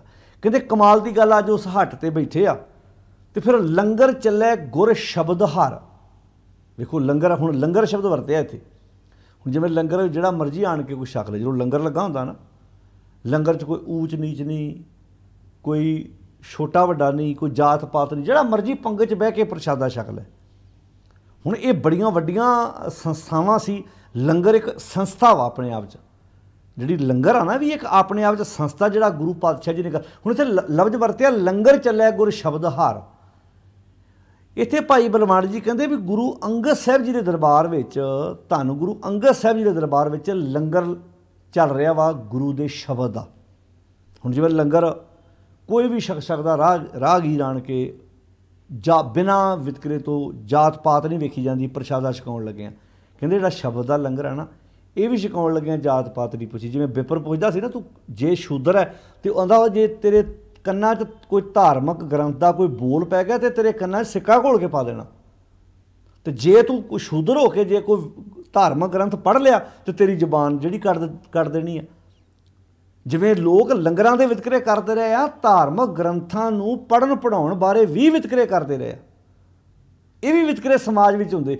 ਫਿਰ ਕਿਤੇ ਆਪਾਂ ਸਮਾਂ ਬਣਿਆ ਇਸ ਗੱਲ 'ਤੇ ਵਿਚਾਰ ਕਰਾਂਗੇ ਵੀ ਜਦੋਂ ਛੱਜੂ ਝੀਵਰ ਦੇ ਸਿਰ ਦੇ ਉੱਤੇ ਛੜੀ ਰੱਖਣ ਵਾਲੀ ਗੱਲ ਆਉਂਦੀ ਹੈ ਨਾ, ਕਿ ਵੀ ਗੁਰੂ ਹਰਕ੍ਰਿਸ਼ਨ ਪਾਤਸ਼ਾਹ ਨੇ ਸਿਰ 'ਤੇ ਛੜੀ ਰੱਖੀ ਅਤੇ ਉਹਦੇ ਕੋਲੋਂ ਗੂੰਗੇ ਕੋਲੋਂ ਅਰਥ ਕਰਾਤੇ, ਉਹ ਭਲੇ ਉਹ ਇਕੱਲਾ ਛੱਜੂ ਝੀਵਰ ਦੀ ਗੱਲ ਨਹੀਂ। ਇੱਥੇ ਤਾਂ ਹਜ਼ਾਰਾਂ ਕਰੋੜਾਂ ਲੱਖਾਂ ਛੱਜੂ ਝੀਵਰ ਵਰਗੇ ਸੀ, ਜਿਹੜੇ ਬ੍ਰਾਹਮਣ ਦੇ ਧਾਰਮਿਕ ਗ੍ਰੰਥਾਂ ਮੁਤਾਬਕ ਨਾ ਧਰਮ ਗ੍ਰੰਥ ਪੜ੍ਹ ਸਕਦੇ ਅਤੇ ਨਾ ਧਰਮ ਗ੍ਰੰਥ ਸੁਣ ਸਕਦੇ ਸੀ। ਉਹਨਾਂ ਦੇ ਮੁਤਾਬਕ ਤੂੰ ਤਾਂ ਵਿਚਾਰੇ ਐ ਹੀ ਗੂੰਗੇ ਬਹਿ ਰਹੇ ਸੀ ਸਾਰੇ। ਕੱਲੀ ਇੱਕ ਛੱਜੂ ਦੇ ਸਿਰ ਦੇ ਉੱਤੇ ਛੜੀ ਰੱਖਿਆ ਗੱਲ ਨਹੀਂ ਬਣਨੀ। ਗੁਰੂ ਸਾਹਿਬ ਨੇ ਤਾਂ ਮੇਰੇ ਵਰਗੇ, ਤੁਹਾਡੇ ਵਰਗੇ ਪਤਾ ਨਹੀਂ ਹਜ਼ਾਰਾਂ ਲੱਖਾਂ ਛੱਜੂਆਂ ਦੇ ਸਿਰ 'ਤੇ ਛੜੀਆਂ ਰੱਖ ਕੇ ਕਹਿਤਾ, ਉਹ ਭਾਈ ਇਹ ਵਿਦਿਆ ਕਿਸੇ ਦੀ ਬਾਪ ਦੀ ਨਿੱਜੀ ਜਾਇਦਾਦ ਨਹੀਂ, ਇਹਨੂੰ ਹਰ ਬੰਦਾ ਪੜ੍ਹ ਸਕਦਾ, ਵਿਚਾਰ ਸਕਦਾ, ਸੁਣ ਸਕਦਾ, ਸਮਝ ਸਕਦਾ ਅਤੇ ਆਪਣਾ ਜਿਹੜਾ ਜੀਵਨ ਵਾ ਉਹਨੂੰ ਵਧੀਆ ਬਣਾ ਸਕਦਾ। ਅਜੇ ਭਾਵੇਂ ਉਹਨਾਂ ਦੇ ਵੇਦ ਗ੍ਰੰਥਾਂ ਦੇ ਪੱਲੇ ਕੁਝ ਹੈਗਾ ਨਹੀਂ ਹੈਗਾ, ਇਹਦਾ ਨਾਲ ਮਤਲਬ ਨਹੀਂ। ਭਾਵੇਂ ਉਹ ਵੇਦ ਕੀ ਪੁੱਤਰੀ ਸਿਮਰਤੀ ਭਾਈ ਸੰਕਲ ਜੇਵਰੀ ਲੈ ਆਈ, ਭਾਵੇਂ ਗੱਲਾਂ ਉਹਨਾਂ ਦੇ ਗ੍ਰੰਥਾਂ ਬਾਰੇ ਲਿਖੀਆਂ ਵਾ, ਪਰ ਫਿਰ ਵੀ ਦਲਿਤ ਬੰਦੇ ਨੂੰ ਧਾਰਮਿਕ ਗ੍ਰੰਥ ਪੜ੍ਹਨ ਦੀ ਆਗਿਆ ਨਹੀਂ ਸੀ। ਹੁਣ ਸਾਖੀਆਂ ਕਿੱਦਾਂ ਪਾਤੀਆਂ ਵੀ ਛੱਜੂ ਦੇ ਸਿਰ 'ਤੇ ਛੜੀ ਰੱਖ ਦਿੱਤੀ। ਉਹ ਭਲੇ ਉਹ ਇੱਕ ਛੱਜੂ, ਮੰਨ ਲਓ ਗੁਰੂ ਹਰਕ੍ਰਿਸ਼ਨ ਪਾਤਸ਼ਾਹ ਦੀ ਵਡਿਆਈ ਇੱਕ ਛੱਜੂ ਦੇ ਸਿਰ 'ਤੇ ਛੜੀ ਰੱਖਣੀ ਅਤੇ ਉਹਦੇ ਗੂੰਗੇ ਕੋਲੋਂ ਅਰਥ ਕਰਾ ਦੇਣੇ, ਇਹ 'ਚ ਕਿ ਨਹੀਂ ਗੁਰੂ ਨੇ ਹਜ਼ਾਰਾਂ ਛੱਜੂਆਂ ਦੇ ਸਿਰ ਦੇ ਉੱਤੇ ਛੜੀ ਰੱਖੀ। ਅੱਜ ਵੀ ਜਿਹੜੇ ਬੰਦੇ ਨੂੰ ਕਿਹਾ ਜਾਂਦਾ ਤੂੰ ਭਾਈ ਬਾਣੀ ਨਹੀਂ ਪੜ੍ਹ ਸਕਦਾ, ਅੱਜ ਕਿਤੇ ਘੱਟ ਨੇ ਲੋਕ ਜਿਨ੍ਹਾਂ ਨੇ ਵਿਤਕਰੇ ਕੀਤੇ। ਮਾਫ਼ ਕਰਨਾ, ਇਹ ਲੋਕ ਜੇ ਤੁਸੀਂ ਕੀ ਸੋਚਦੇ ਹੋ ਜਿਹੜੇ ਅੱਜ ਪਜਾਮਾ ਪਾ ਕੇ ਤਾਬਿਆਂ ਨਹੀਂ ਬਹਿਣਾ, ਤੂੰ ਸੋਚ ਕੇ ਵੇਖੋ, ਇਹ ਲੋਕ ਤੇ ਉਹੋ ਹੀ ਨੇ ਨਾ ਜਿਹੜੇ ਲੋਕ ਉਸ ਸਮੇਂ ਜਿਹੜੇ ਕਹਿੰਦੇ ਜੇ ਐਸ ਤਖਤ 'ਤੇ ਆਉਣਾ ਤੇ ਤੈਨੂੰ ਪਜਾਮਾ ਲਾ ਕੇ ਆਉਣਾ ਪੈਣਾ। ਸੋਚੋ ਜੇ ਇਹ ਲੋਕ ਉਸ ਵੇਲੇ ਹੋਣਗੇ ਤੇ ਇਹਨਾਂ ਨੇ ਕਿੰਨਿਆਂ ਛੱਜੂਆਂ ਨੂੰ ਉਸ ਵਕਤ ਧਰਮ ਗ੍ਰੰਥ ਪੜ੍ਹਨ 'ਤੇ ਪਾਬੰਦੀ ਲਾਈ ਹੋਏਗੀ ਇਹਨਾਂ 'ਤੇ। ਅੱਜ ਵੀ ਤੁਹਾਨੂੰ ਪਤਾ ਹੀ ਆ ਵੀ ਕਈਆਂ ਤਖਤਾਂ ਦੇ ਉੱਤੇ ਚੱਲ ਜਾਓ, ਉੱਥੇ ਤੁਸੀਂ ਜੇ ਜਾਣਾ ਵਾ ਤਾਂ ਤੁਹਾਨੂੰ ਪਜਾਮਾ ਲਾ ਕੇ ਤਾਬਿਆ ਬਹਿਣਾ ਪੈਣਾ। ਕਹਿੰਦੇ ਤੁਸੀਂ ਪਜਾਮਾ ਪਾ ਕੇ ਤਾਬਿਆ ਨਹੀਂ ਬਹਿ ਸਕਦੇ। ਮੈਂ ਤਾਂ ਕਦੀ ਕਦੀ ਸੋਚਦਾ ਜੇ ਅੱਜ ਸੱਚੀ ਸਾਖਸ਼ਾਤ ਰੂਪ 'ਚ ਗੁਰੂ ਸਾਹਿਬ ਆ ਜਾਣ, ਇਹਨਾਂ ਨੇ ਤਾਂ ਉਹਨਾਂ 'ਤੇ ਵੀ ਹੁਕਮ ਚਲਾ ਦੇਣਾ। ਇਹ ਜਿਹੜੇ ਅੱਜ ਪੱਗਾਂ ਵਾਲੇ ਪਾਂਡੇ ਸਾਡੀਆਂ ਧਾਰਮਿਕ ਅਸਥਾਨਾਂ 'ਤੇ ਬੈਠੇ ਹੋਏ ਨੇ। ਤਾਂ ਖੈਰ ਜਿਹੜੀ ਇਹ ਗੱਲ ਨੂੰ ਸਮਝਣ ਦੀ ਜ਼ਰੂਰਤ ਵਾ ਕਿ ਜਿਹੜੀ ਇੱਥੇ ਗੱਲ ਕੀ ਲੰਗਰ ਚੱਲਾ ਗੁਰ ਸ਼ਬਦ ਹਾਰ, ਗੁਰੂ ਦੇ ਸ਼ਬਦ ਦਾ ਲੰਗਰ। ਪਰ ਇਹੋ ਹੀ ਲੰਗਰ ਸੀ ਜਿਹਨੇ ਹਰ ਇੱਕ ਨੂੰ ਤ੍ਰਿਪਤ ਕੀਤਾ। ਜਿਵੇਂ ਲੰਗਰ 'ਚ ਤ੍ਰਿਪਤੀ ਮਿਲਦੀ ਹੈ ਨਾ, ਬੰਦੇ ਨੂੰ ਭੁੱਖਾ ਬੰਦਾ ਆਣ ਕੇ ਬਹਿ ਜੇ। ਅਜੇ ਤੁਸੀਂ ਵੇਖੋ ਵੀ ਲੰਗਰ ਦਾ ਕੀ ਫਰਕ ਵਾ। ਕਿਸੇ ਦੇ ਘਰ ਤੁਸੀਂ ਵੇਖੋ ਵੀ ਬਹੁਤ ਅਮੀਰ ਬੰਦਾ ਹੋਏ, ਉਹਦੇ ਬਰਾਬਰ ਉਹਦਾ ਨੌਕਰ ਥੋੜ੍ਹਾ ਡਾਈਨਿੰਗ ਟੇਬਲ 'ਤੇ ਬਹਿ ਕੇ ਰੋਟੀ ਖਾ ਸਕਦਾ।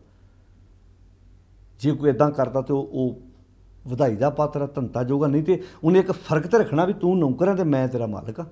ਆਮ ਸਮਾਜ ਵਿੱਚ ਇਦਾਂ ਹੀ ਹੈ।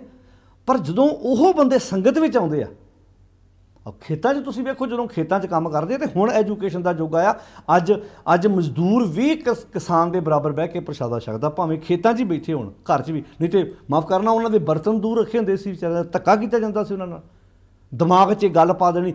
ਉਹਨਾਂ ਦੇ ਹੱਥ ਦੀਆਂ ਚੋਈਆਂ ਹੋਈਆਂ ਮੱਝਾਂ, ਚੋਇਆ ਹੋਇਆ ਦੁੱਧ ਗਾਵਾਂ ਦਾ ਸਾਰੇ ਪਰਿਵਾਰ ਨੇ ਪੀ ਲੈਣਾ, ਪਰ ਉਹਨੂੰ ਇੱਕ ਦਾਇਰਾ ਹੁੰਦਾ ਸੀ ਵੀ ਇੱਥੋਂ ਗਾਂਹ ਨਹੀਂ ਹੋਣਾ ਭਾਈ, ਤੇਰੇ ਪੈਰ ਪੈਣ ਨਾਲ ਪਤਾ ਨਹੀਂ ਸਾਡਾ ਘਰ ਨਾ ਕਿਤੇ ਅਪਵਿੱਤਰ ਹੋ ਜਾਏ। ਇੱਦਾਂ ਦਾ ਸਮਾਜ ਵਿੱਚ ਜਿਹੜਾ ਵਹਿਮ ਪਾਇਆ ਹੋਇਆ ਸੀ। ਤੋ ਇਹ ਜਿਹੜਾ ਲੰਗਰ ਸੀ, ਲੰਗਰਦਾਰ ਸੀ ਵੀ ਹਰ ਬੰਦਾ ਬਰਾਬਰ ਇੱਥੇ ਲੰਗਰ ਕਿਹੜਾ ਚੱਲਿਆ? ਸ਼ਬਦ ਦਾ।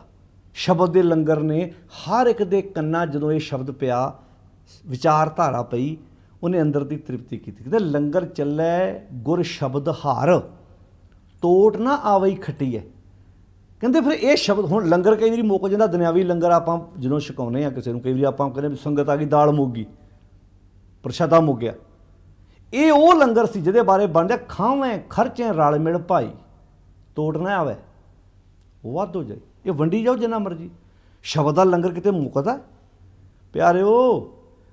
ਇਹ ਤਾਂ ਰੱਬੀ ਸਿਫਤ ਸਲਾਹ ਦੇ ਸ਼ਬਦ ਦੀ ਗੱਲ ਹੋ ਰਹੀ ਹੈ। ਇੱਕ ਦੁਨਿਆਵੀ ਟੀਚਰ ਮੈਥ ਦਾ ਹੋਵੇ ਨਾ, ਉਹ ਹਜ਼ਾਰਾਂ ਸਟੂਡੈਂਟਾਂ ਨੂੰ ਪੜ੍ਹਾਵੇ ਤੇ ਉਹਦੇ ਕੋਲੋਂ ਉਹਦਾ ਸ਼ਬਦ ਨਹੀਂ ਮੁੱਕਣਾ ਜਿਹੜਾ ਉਹਨੇ ਸਿੱਖਿਆ ਵਾ, ਉਹਦੇ ਵਧਣਾ। ਸਗੋਂ ਇੱਕੋ ਗਿਆਨ ਹੈ ਜਿਹੜਾ ਵੰਡਿਆਂ ਵੱਧਦਾ ਹੈ।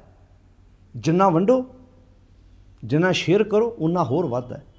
ਮੰਨ ਲਓ ਕਿਸੇ ਨੂੰ ਇੰਗਲਿਸ਼ ਬਹੁਤ ਵਧੀਆ ਆਉਂਦੀ ਹੈ, ਕਿਸੇ ਦਾ ਮੈਥ ਬਹੁਤ ਵਧੀਆ ਹੈ, ਉਹ ਜਦੋਂ ਕਿਸੇ ਨਾਲ ਸ਼ੇਅਰ ਕਰਦਾ, ਕਿਸੇ ਨਾਲ ਸਾਂਝਾ ਕਰਦਾ, ਕਿਸੇ ਨੂੰ ਪੜ੍ਹਾਉਂਦਾ ਹੈ, ਉਹਦੇ ਨਾਲ ਉਹਦਾ ਆਪਣਾ ਗਿਆਨ ਘਟਦਾ ਨਹੀਂ, ਸਗੋਂ ਗਿਆਨ ਵੱਧਦਾ ਹੈ। ਜਦੋਂ ਟੀਚਰ ਸਟੂਡੈਂਟ ਨੂੰ ਪੜ੍ਹਾਉਂਦਾ ਹੈ, ਜਦੋਂ ਪੜ੍ਹਾਉਂਦਾ ਹੈ ਉਹ ਖੁਦ ਵੀ ਪੜ੍ਹਦਾ ਹੈ।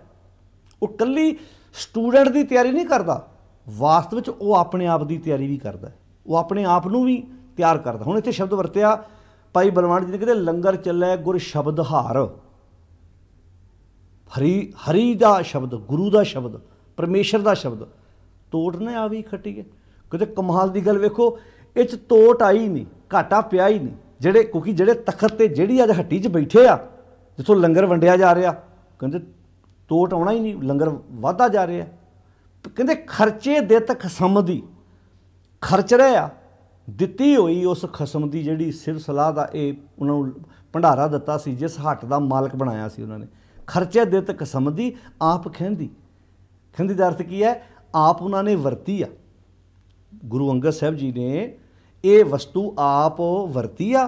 ਕਹਿੰਦੇ ਖੈਰ ਦਾ ਅਰਥ ਕੀ? ਦਾਨ ਦਪਟੀ ਹੈ, ਅਤੇ ਦਵਾ ਦਵ ਦੂਜਿਆਂ ਨੂੰ ਵੰਡਿਆ ਵਾ। ਜਿਸ ਹੱਟੀ 'ਚ ਗੁਰੂ ਨਾਨਕ ਸਾਹਿਬ ਸੱਚੇ ਪਾਤਸ਼ਾਹ ਬਾਬਾ ਲਹਿਣਾ ਜੀ ਨੂੰ ਬਿਠਾ ਕੇ ਗਏ ਆ, ਗੁਰ ਚੇਲੇ ਰਹਿਰਾਸ ਕੀ ਨਾਨਕ ਸਲਾਮਤ ਥੀ ਹੁੰਦਾ। ਜਿਸ ਹੱਟੀ ਦਾ ਮਾਲਕ ਅੱਜ ਬਾਬਾ ਲਹਿਣਾ ਜੀ ਨੂੰ ਧੰਨ ਗੁਰੂ ਨਾਨਕ ਸਾਹਿਬ ਸੱਚੇ ਪਾਤਸ਼ਾਹ ਮਹਾਰਾਜ ਬਣਾ ਕੇ ਗਿਆ, ਕਦੇ ਵੰਡੀ ਜਾ ਭਾਈ, ਲੰਗਰ ਇਹ ਮੁੱਕਣਾ ਨਹੀਂ। ਜਿੰਨਾ ਵੰਡੇਗਾ ਉਨਾ ਇਹ ਲੰਗਰ ਵਧੇਗਾ, ਜਿੰਨਾ ਵੰਡੇਗਾ ਨਾ ਉਨਾ ਲੰਗਰ, ਕਿਉਂਕਿ ਇਹਦੇ 'ਚ ਘਾਟਾ ਹੈ ਹੀ ਨਹੀਂ। ਇੱਥੇ ਇਹ ਵਸਤੂਆਂ ਮੁੱਕਣੇ, ਜਿੰਨੀਆਂ ਵੰਡਣੀਆਂ ਨੇ ਉਨੀਆਂ ਵੱਧਦੀਆਂ ਜਾਣੀਆਂ ਨੇ। ਕਹਿੰਦੇ ਖਰਚੇ ਦੇ ਤੱਕ ਸਮਝਦੀ ਆਪ। ਹੁਣ ਇਹ ਕਿੰਨਾ ਸੋਹਣਾ ਲੱਗਦਾ ਨਹੀਂ? ਜਿਵੇਂ ਭਾਈ ਬਲਵੰਤ ਜੀ ਜਿੱਥੇ ਰੱਬੀ ਸਿਵ ਸਲਾਹ ਕਰ ਰਿਹਾ, ਨਾਲ ਨਾਲ ਸਾਨੂੰ ਇਤਿਹਾਸ ਵੀ ਸੁਣਾ ਰਹੇ ਉਸ ਸਮੇਂ ਦਾ, ਵੀ ਇੱਦਾਂ ਉੱਥੇ ਹੋਇਆ। ਜਿਵੇਂ ਉਹਨਾਂ ਨੇ ਜੋ ਮਾਹੌਲ ਉੱਥੇ ਰਹਿ ਕੇ ਧੰਨ ਗੁਰੂ ਅੰਗਦ ਸਾਹਿਬ ਜੀ ਤੋਂ ਲੈ ਕੇ ਜਿਹੜਾ ਉਹਨਾਂ ਨੇ ਗੁਰੂ ਹਰਗੋਬਿੰਦ ਪਾਤਸ਼ਾਹ ਜੀ ਤੱਕ ਜਿਹੜੀ ਸੰਗਤ ਮਾਣੀ ਹੈ, ਕਿੰਨਾ ਸੋਹਣਾ ਉਹਨਾਂ ਨੇ ਜਿਹੜਾ ਵਾ ਉਹ ਤਸਵੀਰ ਖਿੱਚੀ ਆ, ਕਿੰਨਾ ਸੋਹਣਾ ਉਹਨਾਂ ਨੇ ਰੂਪ, ਇੱਕ ਨਕਸ਼ਾ ਤਿਆਰ ਕਰਕੇ ਸਮਾਜ ਦੇ ਸਾਹਮਣੇ ਰੱਖਿਆ ਕਿ ਜਿਹੜੀ ਉਹਨਾਂ ਦੇ ਸੁਰਤ ਵਿੱਚੋਂ ਨਿਕਲੇ ਹੋਏ ਇਹ ਸ਼ਬਦ ਨੇ, ਕਿੰਨੀ ਸੋਹਣੀ ਸਾਡੇ ਜੀਵਨ ਦੀ ਅਗਵਾਈ ਕਰਦੇ। ਵੀ ਉਹ ਸਾਰਾ ਘਟਨਾਕ੍ਰਮ ਜੋ ਉਹਨਾਂ ਨੇ ਵੇਖਿਆ, ਕਿੱਦਾਂ ਗੁਰੂ ਅੰਗਦ ਸਾਹਿਬ ਸੱਚੇ ਪਾਤਸ਼ਾਹ ਮਹਾਰਾਜ ਲੰਗਰ ਚੱਲਿਆ ਗੁਰ ਸ਼ਬਦ ਵਾਲੀ ਗੱਲ ਜਿਹੜੀ ਆ ਉਹ ਕਰਦੇ ਆ। ਅੱਗੇ ਜਾ ਕੇ ਵੇਖਾਂਗੇ ਵੀ ਇਕੱਲਾ ਸ਼ਬਦ ਦਾ ਲੰਗਰ ਹੀ ਨਹੀਂ, ਉੱਥੇ ਸਰੀਰ ਦੀ ਭੁੱਖ ਨੂੰ ਮਿਟਾਉਣ ਵਾਸਤੇ ਵੀ ਲੰਗਰ ਲੱਗੇ ਨੇ। ਦਾਨੀ ਕਿ ਮਨ ਦੀ ਤ੍ਰਿਪਤੀ ਦਾ ਲੰਗਰ ਵੀ ਹੈ ਅਤੇ ਤਨ ਦੀ ਤ੍ਰਿਪਤੀ ਦਾ ਲੰਗਰ ਵੀ ਹੈ। ਤੋ ਅੱਗੇ ਕਹਿੰਦੇ ਹੋਵੇ ਸਿਫਤ ਕਸਮ ਦੀ। ਕਹਿੰਦੇ ਖਸਮ ਦੀ ਫਿਰ ਸਿਫਤ ਸਲਾਹ ਹੋ ਰਹੀ ਹੈ। ਕਹਿੰਦੇ ਧੰਨ ਗੁਰੂ ਅੰਗਦ ਸਾਹਿਬ ਦੇ ਦਰਬਾਰ 'ਚ ਨਾ ਜਿਹੜੀ ਸਿਫਤ ਸਲਾਹ ਹੋ ਰਹੀ ਹੈ ਨਾ, ਉਹ ਖਸਮ ਦੀ ਹੋ ਰਹੀ ਹੈ। ਖਸਮ ਕੌਣ ਹੈ? ਸੱਚ ਸਭਨਾ ਕਾ ਖਸਮ। ਸੱਚ ਦੀ ਵਡਿਆਈ ਹੋ ਰਹੀ ਹੈ, ਉਸ ਅਕਾਲ ਪੁਰਖ ਦੀ ਵਡਿਆਈ ਹੋ ਰਹੀ, ਉਹਦੀ ਮਹਿਮਾ ਗਾਈ ਜਾ ਰਹੀ ਹੈ। ਕਹਿੰਦੇ ਹੋਵੇ ਸਿਫਤ ਖਸਮ ਦੀ ਨੂਰ ਅਰਸ਼ੋਂ ਕੁਰਸੋਂ ਝੱਟੀ ਹੈ। ਅਰਸ਼ੋਂ ਕੁਰਸੋਂ ਦਾ ਅਰਥ ਹੈ ਧਰਤੀ ਤੋਂ ਲੈ ਕੇ ਆਕਾਸ਼ ਤੱਕ, ਭਾਵ ਹਰ ਬੰਨੇ ਮਹਿਮਾ ਹੋ ਰਹੀ ਹੈ, ਗੁਣ ਗਾਏ ਜਾ ਰਹੇ ਆ, ਤਾਰੀਫ ਕੀਤੀ ਜਾ ਰਹੀ ਹੈ, ਵਡਿਆਈ ਕੀਤੀ ਜਾ ਰਹੀ ਹੈ। ਕਹਿੰਦੇ ਤੁਧ ਡਿੱਠੇ ਸੱਚੇ ਪਾਤਸ਼ਾਹ, ਹੇ ਧੰਨ ਗੁਰੂ ਅੰਗਦ ਸਾਹਿਬ ਸੱਚੇ ਪਾਤਸ਼ਾਹ ਜੀ, तुद डिठे सच्चे पातशाह। हे धन गुरु अंगद साहब जी, तुहानूं वेखिया, तुहाडे बचन सुनिया, तुहाडे कोलों ये शब्द की दात लिया, मल जन्म जन्म दी कट्टी है। किहड़ी मैल? जिहड़ी जन्मां जन्मां दी मैल आ। जदों असीं भट्टां दे सोईए पढ़दे ना साध संगत, भट्टां ने बहुत सोहणे तरीके नाल ये रूप खिंचिया होया, इदां सोहणे तरीके नाल नक्शा तैयार कीता। कहंदे अमै दृष्ट शुभ करे। भट्ट साहिबान कहंदे ने जदों धन गुरु अंगद साहब सच्चे पातशाह दी जिहड़ी अमृत वर्गी दृष्टि है ना, जदों उस दृष्टि का कोई भाईवाल बनता, उस दृष्टि का कोई पात्र बनता, अमै दृष्ट शुभ करे। कहते हरै अग पाप सकल मल। हरै अग, अग का अर्थ की पाप, जिहड़े अंदर पाप आ, जिहड़े अंदर पाप मीनू माड़ी सोच। जदों गुरु अंगद साहब सच्चे पातशाह जी दे पवित्र बोल, पवित्र बचन सुनदा कोई, तो उहदे अंदर दे पाप यानी कि उहदे अंदर दे माड़े ख्याल खत्म हो जाते। हरे अग पाप सकल मल, सारी मैल, माड़े ख्याल, पाप, काम क्रोध अर लोभ मोह। हुण ये पंज आ गए ना, काम क्रोध अर लोभ मोह वस करे सबे बल। ये सारे जिहड़े बंदे नूं खुआर करते, खज्जल करते, बंदे नूं उंगलां ते नचाउंदे। हुण ये पहली पंक्ति च मैल कहता, इत्थे कहता काम क्रोध आर लोभ मोह वस करे सबे बल। इन्हां नूं वस विच कर दिंदा कौन? धन गुरु अंगद साहब सच्चे पातशाह जी, तुहाडे पवित्र बचन, तुहाडीआं प्यारियां विचारां। फिर कहते इत्थे बस नहीं, कहते सदा सुख मन वसै। हुण वेखो लड़ी किन्ने सोहणे तरीके नाल परोई है। सदा सुख मन वसै, दुख संसार एक होवे। संसार का दुख जिंदगी चों मुक जांदा ते सदा जिंदगी सुख आण के वस जांदा। इहदा मतलब सुखी किहड़ी चीज़ नहीं सी होण दिंदी? सुखी नहीं सी होण दे काम क्रोध लोभ मोह हंकार। जदों बंदे दे वस च नहीं ना हुंदे, ये बंदे नूं अपनी उंगलां ते नचाउंदे। जदों बंदा इन्हां ते काठी पा लैंदा ना, तो बंदा सुखी हो जाता। अज किसी नूं पुछ के वेखो, बंदा अपने दुखों का इल्जाम दूजे ते ला रहा। जे मैं दुखी हाँ तो मैनूं मेरे भरा ने दुखी किया, मेरे कुड़मां ने दुखी किया, मेरे सांढू ने बड़ा दुखी किया मैनूं, मेरे ताए दे पुत ने, चाचे दे पुत ने। कदी किसी ने कहा मेरे लालच ने दुखी किया मैनूं? कदी किसी ने कहा मेरियां वधियां होईयां वाशनावां मैनूं दुखी करदियां ने? नहीं कहता कोई। हुण इत्थे शब्द वरतिया, जदों ये वस च हो गए, सदा सुख मन वसै, दुख संसारै खोवै, गुर नव निध दरियाओ। गुरु की है? 9 नदियां का दरिया। जिवें दरिया च लोग पानी पींदे आ, नहाउंदे आ, अपने तन की मैल उतारते आ। कहते गुर नव निध दरियाओ, जन्म हम कालख धोवै। गुरु साडे जन्मां दी मैल, इत्थे हुण शब्द वरतिया, तुद डिठे सच्चे पातशाह, मल जन्म जन्म दी कटी। किहड़ी मैल? इस मन को जन्म जन्म की माड़ लागी, काला वासिया। इस मन नूं किहड़ी किहड़ी मैल लगी? पर तन परती निंदा, पर अपवाद न छूटे, आवागमन होत है फुन फुन, ये प्रसंग ना टूटे। मलन भई मत माधवा, तेरी गत लखी न जाए। तो साध संगत इत्थे जो भाई बलवान जी कहते तुद डिठे सच्चे पातशाह, डिठे का अर्थ की भी धन गुरु अंगद साहब सिर्फ बाहरी वेखण करके नहीं, धन गुरु अंगद साहब जी तुहाडी सुरत विचों निकले हुए जिहड़े ये पवित्र बचन सी, जिहड़े तुसीं लंगर दी दौलत, इस शब्द लंगर दा ला के बैठे सी, जिहड़ा तुसीं तख्त मल के बैठे सी, जिस हट्टी दे तुसीं अज मालक बन के ये सौदा वरता रहे सी।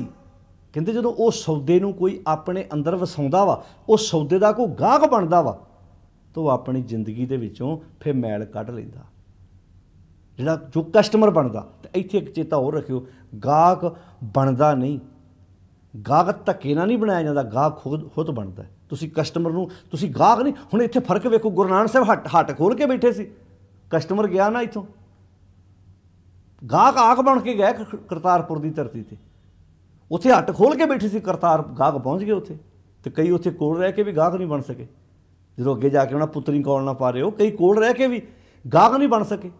जिवें तुसीं वेखो मारू राग विच गुरु नानक साहब दा बड़ा प्यारा वाक आ कि बस जल नेतन वस्त अलीअल, कमल फुल चिकड़ च उगदा, भौरा चिकड़ च नहीं रहिंदा, डड्डू चिकड़ च वा, वो बिल्कुल उहदे मुੱਢ च वा, पर सुगंधी नहीं लै सकदा।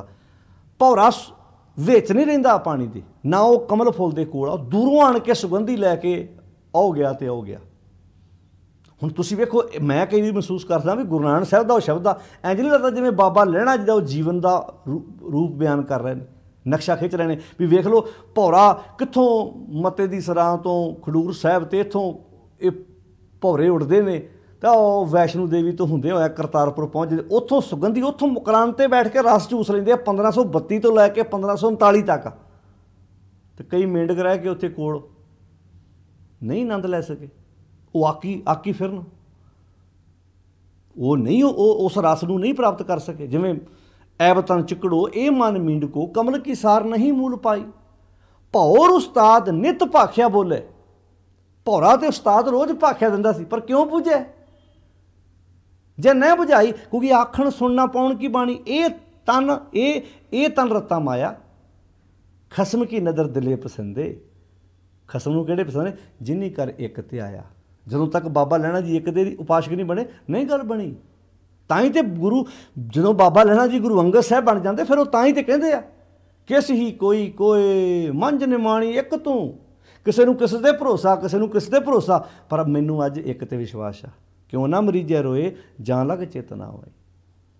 ਤੋ ਇੱਥੇ ਜਿਹੜਾ ਸ਼ਬਦ ਵਰਤਿਆ, ਕਹਿੰਦੇ ਗੁਰ ਨਾਮ ਨਿਧ ਦਰਿਆਓ ਜਨਮ ਹਮ ਕਾਲਕ ਧੋਵੈ। ਗੁਰੂ 9 ਨਦੀਆਂ ਦਾ ਦਰਿਆ ਵਾ ਜਿਹੜਾ ਸਾਡੇ ਅੰਦਰ ਦੀ ਮੈਲ ਨੂੰ ਉਤਾਰ ਦਿੰਦੇ ਆ।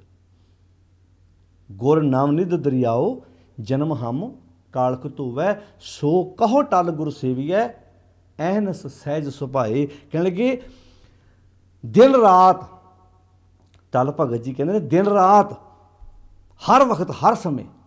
ਕੱਲ ਭਗਤ ਜੀ ਕਿੰਨੇ ਪਿਆਰੇ ਤਰੀਕੇ ਨਾਲ ਕਹਿੰਦੇ ਨੇ, ਕਹਿੰਦੇ ਦਿਨ ਰਾਤ ਹਰ ਵਕਤ ਧੰਨ ਗੁਰੂ ਅੰਗਦ ਸਾਹਿਬ ਦੇ ਪਵਿੱਤਰ ਬਚਨ ਸੁਣੋ, ਪੜ੍ਹੋ, ਵਿਚਾਰੋ। ਦਰਸ਼ਨ ਪਰਸੈ ਗੁਰੂ ਕੈ ਜਨਮ ਮਰਨ ਦੁੱਖ ਜਾਏ। ਜਨਮ ਮਰਨ ਵਾਲਾ ਦੁੱਖ ਕਿਹੜੇ ਜਨਮ ਮਰਨ? ਮਨ ਦਾ, ਜਿਹੜਾ ਮਨ ਜੰਮਦਾ ਮਰਦਾ। ਕਦੀ ਕਿਸੇ ਦਾ ਤਨ ਵੇਖ ਕੇ ਮਰ ਗਿਆ, ਕਦੀ ਕਿਸੇ ਦਾ ਘਰ ਵੇਖ ਕੇ ਮਰ ਗਿਆ। ਤੋ ਇੱਥੇ ਸ਼ਬਦ ਵਰਤੇ ਨੇ ਹੋਵੇ ਸਿਫਤ ਕਸਮ ਦੀ ਨੂਰ ਅਰਸ਼ੋਂ ਕੁਰਸੋਂ ਝੱਟੀ ਹੈ। ਭਾਵ ਅਰਸ਼ ਤੋਂ ਲੈ ਕੇ ਫਰਸ਼ ਤੱਕ, ਭਾਵ ਹਰ ਬੰਨੇ ਗੁਰੂ ਅੰਗਦ ਸਾਹਿਬ ਦੇ ਦਰਬਾਰ 'ਚ ਉਸ ਮਾਲਕ ਦੇ ਗੁਣ ਗਾਏ ਜਾ ਰਹੇ ਆ, ਉਹਦੀ ਮਹਿਮਾ ਕੀਤੀ ਜਾ ਰਹੀ ਹੈ। ਤੁਧ ਡਿੱਠੇ ਸੱਚੇ ਪਾਤਸ਼ਾਹ, ਹੇ ਧੰਨ ਗੁਰੂ ਅੰਗਦ ਸਾਹਿਬ ਸੱਚੇ ਪਾਤਸ਼ਾਹ ਜੀ, ਤੁਹਾਡੇ ਪਵਿੱਤਰ ਬਚਨ ਸੁਣਿਆ, ਤੁਹਾਡੇ ਪਵਿੱਤਰ ਬਚਨ ਮੰਨਿਆ, ਮਲ ਜਨਮ ਜਨਮ ਦੀ ਕੱਟੀ। ਸੱਚ ਜੇ ਗੁਰ ਫਰਮਾਇਆ, ਜਿਹੜਾ ਸੱਚ ਗੁਰੂ ਨੇ ਫਰਮਾਇਆ ਸੀ, ਜੋ ਹੁਕਮ ਧੰਨ ਗੁਰੂ ਨਾਨਕ ਸਾਹਿਬ ਨੇ ਕੀਤਾ ਸੀ, ਕਹਿੰਦੇ ਕਿਉਂ? ਇੱਕ ਕੁਐਸਚਨ ਮਾਰ ਕੇ, ਕਿਉਂ ਇਦੋਂ ਬੋਲੋਂ ਹਟੀ ਹੈ? ਇਸ ਬੋਲ ਤੋਂ, ਗੁਰੂ ਨਾਨਕ ਸਾਹਿਬ ਦੇ ਫਰਮਾਏ ਹੋਏ ਇਹਨਾਂ ਬੋਲਾਂ ਤੋਂ ਕਿਵੇਂ ਹਟਿਆ ਜਾ ਸਕੇ? ਕਿੱਦਾਂ ਪਛਾਣ ਹੋਏ ਜਦੋਂ ਐਡੇ ਵੱਡੀਆ ਇੰਨਾ ਵਧੀਆ ਸੌਦੇ ਦਾ ਮਾਲਕ ਬਣਾ ਕੇ ਐਡਾ ਵੱਡਾ ਹੱਟ ਖੋਲ੍ਹ ਕੇ ਦਿੱਤਾ? ਕਿਉਂ ਇਦੋਂ ਬੋਲੋਂ ਹਟੀ ਹੈ? ਇਹਨਾਂ ਬੋਲਾਂ ਤੋਂ ਪਛਾਣ ਕਿੱਦਾਂ ਹਟਿਆ ਜਾਵੇ? ਕਹਿੰਦੇ ਪੁੱਤਰੀ ਕੌਲ ਨਾ ਪਾਲਿਓ। ਪੁੱਤਰਾਂ ਨੇ ਕਿਹੜਾ ਨਹੀਂ ਸੀ ਕੌਲ ਪਾਲਿਆ ਜੀ? ਧਿਆਨ ਨਾਲ ਸੁਣਿਓ ਕਿ ਪੁੱਤਰਾਂ ਦੇ ਵਿੱਚ ਕੋਈ ਇੱਕ ਗੁਣ ਵੀ ਨਹੀਂ ਸੀ, ਬਹੁਤ ਗੁਣ ਹੋ ਸਕਦੇ ਆ। ਭਾਵੇਂ ਉਹ ਸ੍ਰੀ ਚੰਦ ਸੀ, ਲਖਮੀ ਦਾਸ, ਦਾਤੂ ਦਾਸੂ ਸੀ। ਹੁਣ ਚਲੋ ਆਪਾਂ ਮੰਨਦੇ ਹਾਂ ਵੀ ਜਿਹੜਾ ਬਾਬਾ ਸ੍ਰੀ ਚੰਦ ਦੀ ਜੇ ਆਪਾਂ ਗੱਲ ਕਰਦੇ ਹਾਂ ਵੀ ਉਹਨਾਂ ਨੇ ਜਿਹੜਾ ਸੀ ਆਪਣਾ ਵੱਖਰਾ ਪੰਥ ਚਲਾ ਲਿਆ।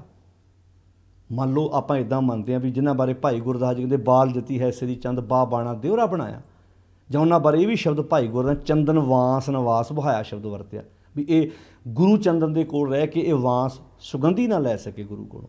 ਵਾਸਤਵ ਵਿੱਚ ਇੱਥੇ ਜਿਹੜਾ ਸ਼ਬਦ ਵਾ ਨਾ ਪੁੱਤਰੀ ਕੌਲ ਨਾ, ਪੁੱਤਰਾਂ ਨੇ ਕਿਹੜਾ ਕੌਲ ਨਹੀਂ ਸੀ ਪਾਲਿਆ? ਵੀ ਗੁਰੂ ਨਾਨਕ ਸਾਹਿਬ ਜੀ ਕਹਿੰਦੇ ਸੀ ਵੀ ਗੁਰੂ ਅੰਗਦ ਸਾਹਿਬ ਸੱਚੇ ਪਾਤਸ਼ਾਹ ਜਿਹਦੇ ਅੱਗੇ ਮੈਂ ਪੋਥੀ ਰੱਖ ਕੇ ਨਮਸਕਾਰ ਕੀਤੀ ਆ, ਪੁੱਤਰੋ ਤੁਸੀਂ ਵੀ ਸਿਰ ਝੁਕਾ ਦਿਓ।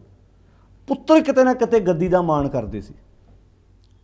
ਗੁਰੂ ਅੰਗਦ ਸਾਹਿਬ ਜੀ ਨੂੰ ਗੁਰੂ ਮੰਨਣ 'ਚ ਕਿਤੇ ਨਾ ਕਿਤੇ ਉਹਨਾਂ ਨੇ ਪਾਸਾ ਵਟਿਆ। ਇਸ ਗੱਲੋਂ ਉਹ ਆਕੀ ਹੋ ਗਏ। ਇੱਦਾਂ ਹੀ ਦਾਤੂ ਦਾਸੂ ਆ, ਦਾਤੂ ਦਾਸੂ ਵੀ ਫਿਰ ਜਦੋਂ ਗੁਰੂ ਅਮਰਦਾਸ ਮਹਾਰਾਜ ਦਾ ਵਕਤ ਆਉਂਦਾ ਉਹਨਾਂ ਨੇ ਵੀ ਇਸ ਗੱਲ ਤੋਂ ਪਾਸਾ ਵਟਿਆ। ਮੋਹਣ ਮੋਹਰੀ ਦੀ ਜਦੋਂ ਗੱਲ ਆਉਂਦੀ ਹੈ, ਮੋਹਰੀ ਪੁੱਤ ਸਨਮੁਖ ਹੋਆ ਲਿਖਿਆ ਬਾਣੀ 'ਚ, ਪਰ ਮੋਹਣ ਨਹੀਂ, ਮੋਹਣ ਨੂੰ ਕਮਲਾ ਲਿਖਿਆ ਭਾਈ ਗੁਰੂ ਨੇ। ਮੋਹਣ ਕਮਲਾ ਹੋਆ, ਮੋਹਰੀ ਚਬਾਰਾ ਮਨਾਇਆ। ਵੀ ਜਿਹੜਾ ਮੋਹਰੀ ਸੀ ਉਹ ਤਾਂ ਗੁਰੂ ਦੇ ਇਹਨਾਂ ਬਚਨਾਂ ਦੇ ਉੱਤੇ ਵਿਸ਼ਵਾਸ ਕਰਦਾ ਹੈ। ਉਹਨਾਂ ਤਾਂ ਭਾਈ ਜੇਠੇ ਨੂੰ ਮਤਲਬ ਰਿਸ਼ਤੇਦਾਰ ਨਹੀਂ, ਗੁਰੂ ਕਰਕੇ ਜਾਣਿਆ, ਸਿਰ ਝੁਕਾਇਆ ਉਹਨਾਂ ਦੇ ਅੱਗੇ। ਪਰ ਮੋਹਣ ਕਮਲਾ ਲਿਖਿਆ ਉੱਤੇ ਸ਼ਬਦ ਵਰ। ਹੁਣ ਇੱਥੇ ਲਿਖਿਆ ਪੁੱਤਰੀ ਕੌਲ ਨਾ ਪਾਲੇ। ਪੁੱਤਰਾਂ ਨੇ ਕਿਹੜਾ ਨਹੀਂ ਕੌਲ ਪਾਲਿਆ?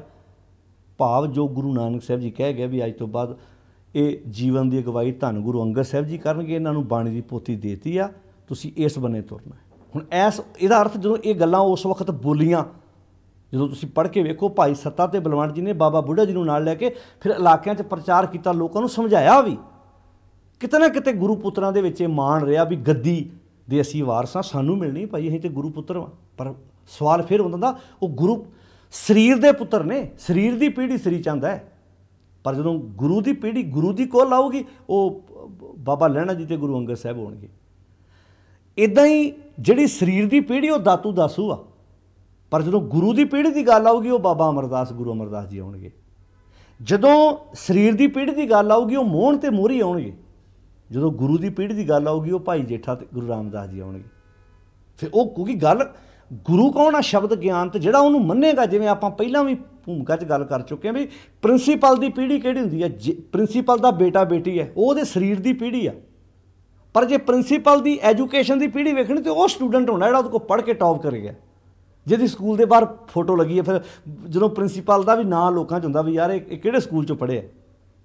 ਹੁਣ ਸਕੂਲ ਦੀ ਕੋਲ ਕਿਹੜੀ ਉਹਦਾ ਸਟੂਡੈਂਟ, ਉਹ ਉੱਥੋਂ ਦੇ ਟਰਸਟੀ ਦਾ ਕੋਈ ਬੇਟਾ ਪੁੱਤਰ ਧੀ ਨਹੀਂ ਹੈ ਜਿਹੜਾ ਉੱਥੋਂ ਪੜ੍ਹਿਆ ਹੈ ਨਾ, ਜਿਹਨੇ ਐਜੂਕੇਸ਼ਨ ਲਈ ਹੈ। ਉਸ ਸੰਸਥਾ ਦੀ ਪੀੜ੍ਹੀ, ਉਸ ਸੰਸਥਾ ਦੀ ਕੋਲ ਉਸ ਬੱਚੇ, ਉਸ ਸਟੂਡੈਂਟ ਰਾਹੀਂ ਜਾਣੀ ਹੈ। ਹੋ ਸਕਦਾ ਪੀਐਨ ਦਾ ਬੱਚਾ ਹੀ ਕਿਉਂ ਨਾ ਹੋਵੇ, ਉਹਦਾ ਕੋਈ ਲੰਗਰ ਬਣਾਉਣ ਵਾਲਾ, ਕੋਈ ਮਿਸ ਵਿੱਚ ਜਿਹੜੀ ਲੰਗਰ ਤਿਆਰ ਕਰਨ ਵਾਲੀ ਕੋਈ ਬੀਬੀ ਆ, ਉਹਦਾ ਹੀ ਪੁੱਤਰ ਧੀ ਕਿਉਂ ਨਾ ਹੋਵੇ।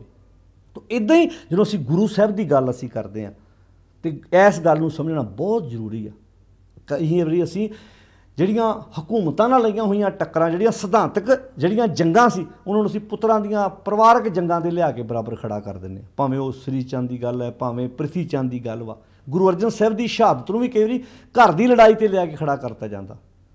ਜਿਹੜੇ ਅਗਲੇ ਸੱਚ ਦੀ ਝੂਠ ਦੀ ਦੁਕਾਨ ਜਹਾਂਗੀਰ ਵਰਗੇ ਇਹ ਗੱਲ ਕਹਿ ਰਹੇ ਹੋਣ ਤੇ ਕੀ ਉਹ ਘਰ ਦੀ ਲੜਾਈ ਹੋਏਗੀ ਭਲਾ? ਠੀਕ ਹੈ, ਉਹਨਾਂ ਨੇ ਇਹ ਗੱਲ ਦਾ ਮਾਣ ਦਾਅਵਾ ਕੀਤਾ ਵੀ ਇਹ ਗੱਦੀ ਸਾਨੂੰ ਮਿਲਣੀ ਚਾਹੀਦੀ, ਕਿਉਂਕਿ ਇਨਸਾਨੀ ਫਿਤਰਤ ਹੈ। ਅਸੀਂ ਗੁਰੂ ਦੇ ਬੱਚੇ ਹਾਂ, ਸਾਨੂੰ ਮਿਲਣੀ ਚਾਹੀਦੀ। ਪਰ ਨਹੀਂ, ਪਾਤਸ਼ਾਹ ਨੇ ਆਖਿਆ ਨਾ ਭਾਈ, ਇਹ ਗੱਲ ਤੇ ਸ਼ਬਦ ਬਾਣੀ ਦੀ ਹੈ, ਸਿਧਾਂਤ ਦੀ ਗੱਲ ਹੈ, ਲੰਗਰ ਚੱਲਿਆ ਗੁਰ ਸ਼ਬਦ ਦੀ ਗੱਲ ਹੈ। ਇੱਥੇ ਪੁੱਤਰੀ ਕੌਲ ਨਾ ਪਾ ਰਹੇ ਹੋ, ਕਹਿੰਦੇ ਕਰ ਪੀਰੋਂ ਕੰਨ ਮੁਰੱਟੀ ਹੈ। ਆਪਣੇ ਪੀਰ ਵੱਲੋਂ, ਆਪਣੇ ਗੁਰੂ ਵੱਲੋਂ ਉਹਨਾਂ ਨੇ ਕੰਨ ਮੋੜ ਲਏ, ਭਾਵ ਮੂੰਹ ਮੋੜ ਲਿਆ, ਦੂਜੇ ਬੰਨੇ ਚਲੇ ਗਏ। ਮੋੜਦੇ ਰਹੇ ਭਾਵ ਗੁਰੂ ਦੀ ਗੱਲ ਵਾਲੇ ਬੰਨੇ ਧਿਆਨ ਦਾ, ਜੇ ਸੁਣ ਲੈਂਦੇ ਸਤਿਕਾਰ ਹੋਣਾ ਸੀ, ਅਦਬ ਹੋਣਾ ਸੀ। ਫਿਰ ਕਹਿੰਦੇ ਦਿਲ ਖੋਟੇ ਆਕੀ ਫਿਰਨ। ਇੱਦਾਂ ਹੀ ਦੁਨੀਆ ਦੇ ਵਿੱਚ ਭਾਈ ਜਿਹੜੇ ਲੋਕ ਹੁੰਦੇ ਆ, ਜਿਹੜੇ ਬੰਦੇ ਦਿਲ ਦੇ ਖੋਟੇ ਹੋਣ, ਉਹ ਗੁਰੂ ਦੇ ਸਿਧਾਂਤ ਤੋਂ ਆਕੀ ਹੋ ਕੇ ਤੁਰੇ ਫਿਰਦੇ ਆ। ਇਹ ਕੱਲੀ ਗੱਲ ਗੁਰੂ ਦੇ ਪੁੱਤਰਾਂ 'ਤੇ ਨਹੀਂ ਢੁਕਦੀ। ਸੋਚ ਕੇ ਵੇਖਿਓ ਤੁਸੀਂ, ਜੇ ਅੱਜ ਗੁਰੂ ਸਾਹਿਬ ਸਾਨੂੰ ਬਾਣੀ ਦੇ ਲੜ ਲੱਗ ਗਿਆ, ਜਿਹੜਾ ਵੀ ਗੁਰੂ ਸਿਧਾਂਤ ਤੋਂ ਆਕੀ ਆ ਨਾ, ਇਹ ਤੁਕ ਭਾਈ ਸੱਤਾ ਬਲਵੰਤ ਜੀ ਦੀ ਉਚਾਰਨ ਕੀਤੀ ਹਰ ਉਸ ਵਿਅਕਤੀ 'ਤੇ ਢੁਕੇਗੀ ਜਿਹੜਾ ਵੀ ਇਹਨਾਂ ਗੁਰੂ ਦੇ ਬਚਨਾਂ ਤੋਂ ਆਕੀ। ਕਹਿੰਦੇ ਦਿਲ ਖੋਟੇ ਆਕੀ ਫਿਰਨ, ਆਕੀ ਹੋ ਕੇ ਫਿਰਦੇ ਆ। ਕਹਿੰਦੇ ਉਹ ਇਹੋ ਜਿਹੇ ਲੋਕ ਫਿਰ ਕੀ ਕਰਦੇ, ਬੰਨ ਭਾਰ ਜਿਹੜੇ ਆਕੀ ਹੋ ਕੇ ਫਿਰਦੇ। ਮੰਨ ਲਓ ਵੀ ਉਹਨਾਂ ਨੇ ਆਪਣੇ ਸਿਰ ਤੇ ਭਾਰ ਬੱਧਾ ਹੋਇਆ, ਭਾਰ ਕੀ, ਕਾਹਦਾ ਭਾਰ? ਵਿਸ਼ਿਆਂ ਵਕਾਰਾਂ ਦਾ, ਬੁਰਾਈ ਦਾ, ਆਪਣੇ ਅੰਦਰ ਔਗਣਾਂ ਦਾ ਭਾਰ ਬਣ ਕੇ ਛੱਟ ਲੈ ਕੇ ਤੁਰੇ ਫਿਰਦੇ ਆ। ਕਹਿੰਦੇ ਦਿਲ ਖੋਟੇ ਆਕੀ ਫਿਰਨ, ਬੰਨ ਭਾਰ ਉਚਾਇਨ ਛੱਟੀ ਹੈ। ਕਹਿਣ ਲੱਗੇ ਮੰਨ ਲਓ ਵੀ ਉਹਨਾਂ ਨੇ ਆਪਣੇ ਸਿਰ ਤੇ ਬੁਰਾਈ ਦਾ, ਬੁਰਿਆਂ ਕੰਮਾਂ ਦਾ, ਔਗਣਾਂ ਦਾ, ਹੰਕਾਰ ਦੀ ਛੱਟ ਲੈ ਕੇ ਉਹ ਗੁਰੂ ਦੇ ਬਚਨਾਂ ਤੋਂ ਆਕੀ ਹੋ ਕੇ ਤੁਰੇ ਫਿਰਦੇ। ਜਿਨ ਆਖੀ, ਜਿਸ ਗੁਰੂ ਨੇ ਇਹ ਹੁਕਮ ਮੰਨਣ ਵਾਲੀ ਸਿੱਖਿਆ ਆਖੀ ਕਹੀ, ਕਹਿੰਦੇ ਜਿਨ ਆਖੀ ਸੋਈ ਕਰੇ। ਉਹਨੇ ਫਿਰ ਇਸ ਹੁਕਮ ਦੇ ਵਿੱਚ ਤੁਰਨ ਦੀ ਟ੍ਰੇਨਿੰਗ ਵੀ ਦਿੱਤੀ। ਬਾਬਾ ਲਹਿਣਾ ਜੀ ਨੂੰ ਗੁਰੂ ਅੰਗਦ ਸਾਹਿਬ ਜੀ ਦੇ ਬਣਨ ਵਕਤ ਟ੍ਰੇਨਿੰਗ ਵੀ ਦਿੱਤੀ, ਜਿਨ ਆਖੀ ਸੋਈ ਕਰੇ। ਕਹਿਣ ਲੱਗੇ ਜਿਨ ਕੀਤੀ, ਫਿਰ ਜਿਹਨੇ ਇਸ ਸਿੱਖਿਆ ਨੂੰ ਮੰਨਿਆ, ਧਾਰਨ ਕੀਤਾ, ਤਿੰਨੇ ਥੱਟੀ ਹੈ। ਫਿਰ ਉਹਨੂੰ ਉਹਦੇ ਯੋਗ ਵੀ ਬਣਾਇਆ, ਉਹਦੇ ਯੋਗ ਬਣਾ ਕੇ ਉਸ ਤਖਤ ਦਾ ਮਾਲਕ ਬਣਾਇਆ ਬਾਬਾ ਲਹਿਣਾ ਜੀ ਨੂੰ। ਧੰਨ ਗੁਰੂ ਨਾਨਕ ਸਾਹਿਬ ਨੇ ਕੌਣ ਹਾਰਿਆ ਕਿਨ ਵਟੀਏ। ਕਹਿੰਦੇ ਫਿਰ ਇੱਦਾਂ ਤੁਸੀਂ ਕਿੱਦਾਂ ਕਹਿ ਸਕਦੇ ਵੀ ਕੌਣ ਹਾਰਿਆ ਅਤੇ ਕੌਣ ਜਿੱਤਿਆ? ਇਹ ਤਾਂ ਪਿਆਰਿਓ ਗੱਲ ਫਿਰ ਉੱਥੇ ਆਉਣੀ ਆ ਵੀ ਇੱਦਾਂ ਨਹੀਂ ਤੁਸੀਂ ਇੱਦਾਂ। ਤੇ ਕਈ ਵਾਰੀ ਸਮਾਜ ਵਿੱਚ ਜਦੋਂ ਅਸੀਂ ਆਪਾਂ ਵੇਖਦੇ ਹਾਂ ਤੇ ਉਹੋ ਹੀ ਮਨੁੱਖ ਸੰਸਾਰ 'ਤੇ ਸਥਾਨ ਪ੍ਰਾਪਤ ਕਰ ਸਕਦੇ ਆ ਜਿਹੜੇ ਸੱਚ ਦੇ ਮਾਰਗ 'ਤੇ ਚੱਲਦੇ ਆ। ਬਾਣੀ 'ਚ ਬੜਾ ਪਿਆਰਾ ਵਾਕ ਹੈ, ਸੱਚੇ ਮਾਰਗ ਚੱਲਦੇ ਆ ਉਸਤਤ ਕਰੈ ਜਹਾਨ। ਕਹਿਣ ਲੱਗੇ ਇੱਦਾਂ ਤੁਸੀਂ ਕਹੋਗੇ ਵੀ ਕੌਣ ਲਾਭ ਲੈ ਗਿਆ, ਕੌਣ ਘਾਟਾ ਪੈ ਗਿਆ? ਕਹਿੰਦੇ ਨਾ ਭਾਈ, ਇਹ ਤਾਂ ਗੁਰੂ ਦੇ ਬਚਨਾਂ ਨੂੰ ਜਿਨ੍ਹਾਂ ਨੇ ਮੰਨਿਆ, ਸੁਣਿਆ, ਪੜ੍ਹਿਆ, ਵਿਚਾਰਿਆ, ਬਾਬਾ ਲਹਿਣਾ ਜੀ ਵਰਗੀ ਮਹਾਨ ਸ਼ਖਸੀਅਤ ਜਿਨ੍ਹਾਂ ਨੇ ਇਹ ਅਲੂਣੀ ਸਿਲ ਚੱਟਣ ਵਾਲਾ ਕੰਮ ਕੀਤਾ। ਬਹੁਤ ਕਰੜੀ ਘਾਲਣਾ ਜਿਹੜੀ 1532 ਤੋਂ ਲੈ ਕੇ 1539 ਤੱਕ ਉਹਨਾਂ ਨੇ ਕੀਤੀ। ਤੇ ਲਹਿਣੇ ਸੇ ਅੰਗਦ ਸੇ ਅੱਲਾ ਤੱਕ ਦਾ ਸਫ਼ਰ ਜਿਹੜਾ ਤੈਅ ਕੀਤਾ ਤੇ ਉਹ ਗੁਣ ਆਪਣੀ ਜ਼ਿੰਦਗੀ ਦੇ ਵਿੱਚ ਉਹਨਾਂ ਨੇ ਧਾਰਨ ਕੀਤੇ।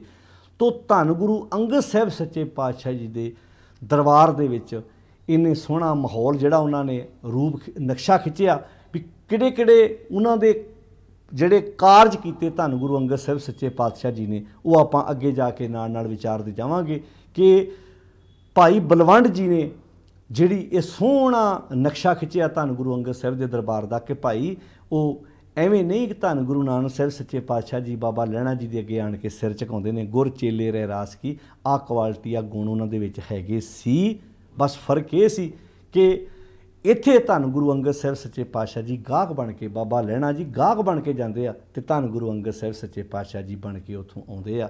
ਇਹ ਜ਼ਿੰਮੇਵਾਰੀ ਦਾ ਅਹਿਸਾਸ ਸਾਡੇ ਜੀਵਨ 'ਚ ਵੀ ਹੋਵੇ, ਅਸੀਂ ਵੀ ਆਪਣੇ ਸਤਿਗੁਰ ਦੀ ਬਾਣੀ ਪੜ੍ਹੀਏ, ਸਮਝੀਏ, ਵਿਚਾਰੀਏ ਤੇ ਆਪ ਆਪਣੇ ਜੀਵਨ ਦੇ ਵਿੱਚ ਉਹ ਰੱਬੀ ਗੁਣ ਜਿਹੜੇ ਵੀ ਆਪਾਂ ਪਹਿਲੀ ਪੌੜੀ 'ਚ ਵਿਚਾਰ ਕੀਤੇ ਸੀ ਵੀ ਨਾਉ ਕਰਤਾ ਕਾਦਰ ਕਰੇ, क्यों बोलो वै जोखिम दे गुणा सत्त भैन भरावां, जिहड़े दैवी गुण गुरु नानक साहिब दे सके भैन भरा सी, अज वो बाबा लैणा जी दे भी सके भैन भरा बन गए, फिर अगे वेखिओ गुरु अमरदास दे भी बन गए।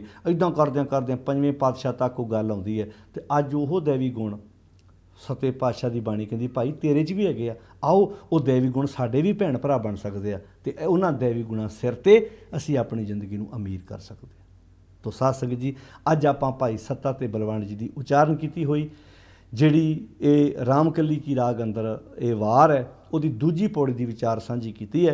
इदां आपां रोज़ एक एक पौड़ी समझते जाइए, पढ़ते जाइए, विचारते जाइए तो रहमतां जिहड़ियां वरस रहीआं ने इन्हां तो असीं अपने जीवन दे विच वो आनंद लै सकीए ते आप बाणी पढ़ के अपने जीवन नूं सवार सकीए। 967 नंबर अंक ते ये पौड़ी है जिसका आपां पाठ ते अज विचार सांझे कीते ने। सारिआं दा धन्नवाद जी। वाहिगुरू जी का खालसा, वाहिगुरू जी की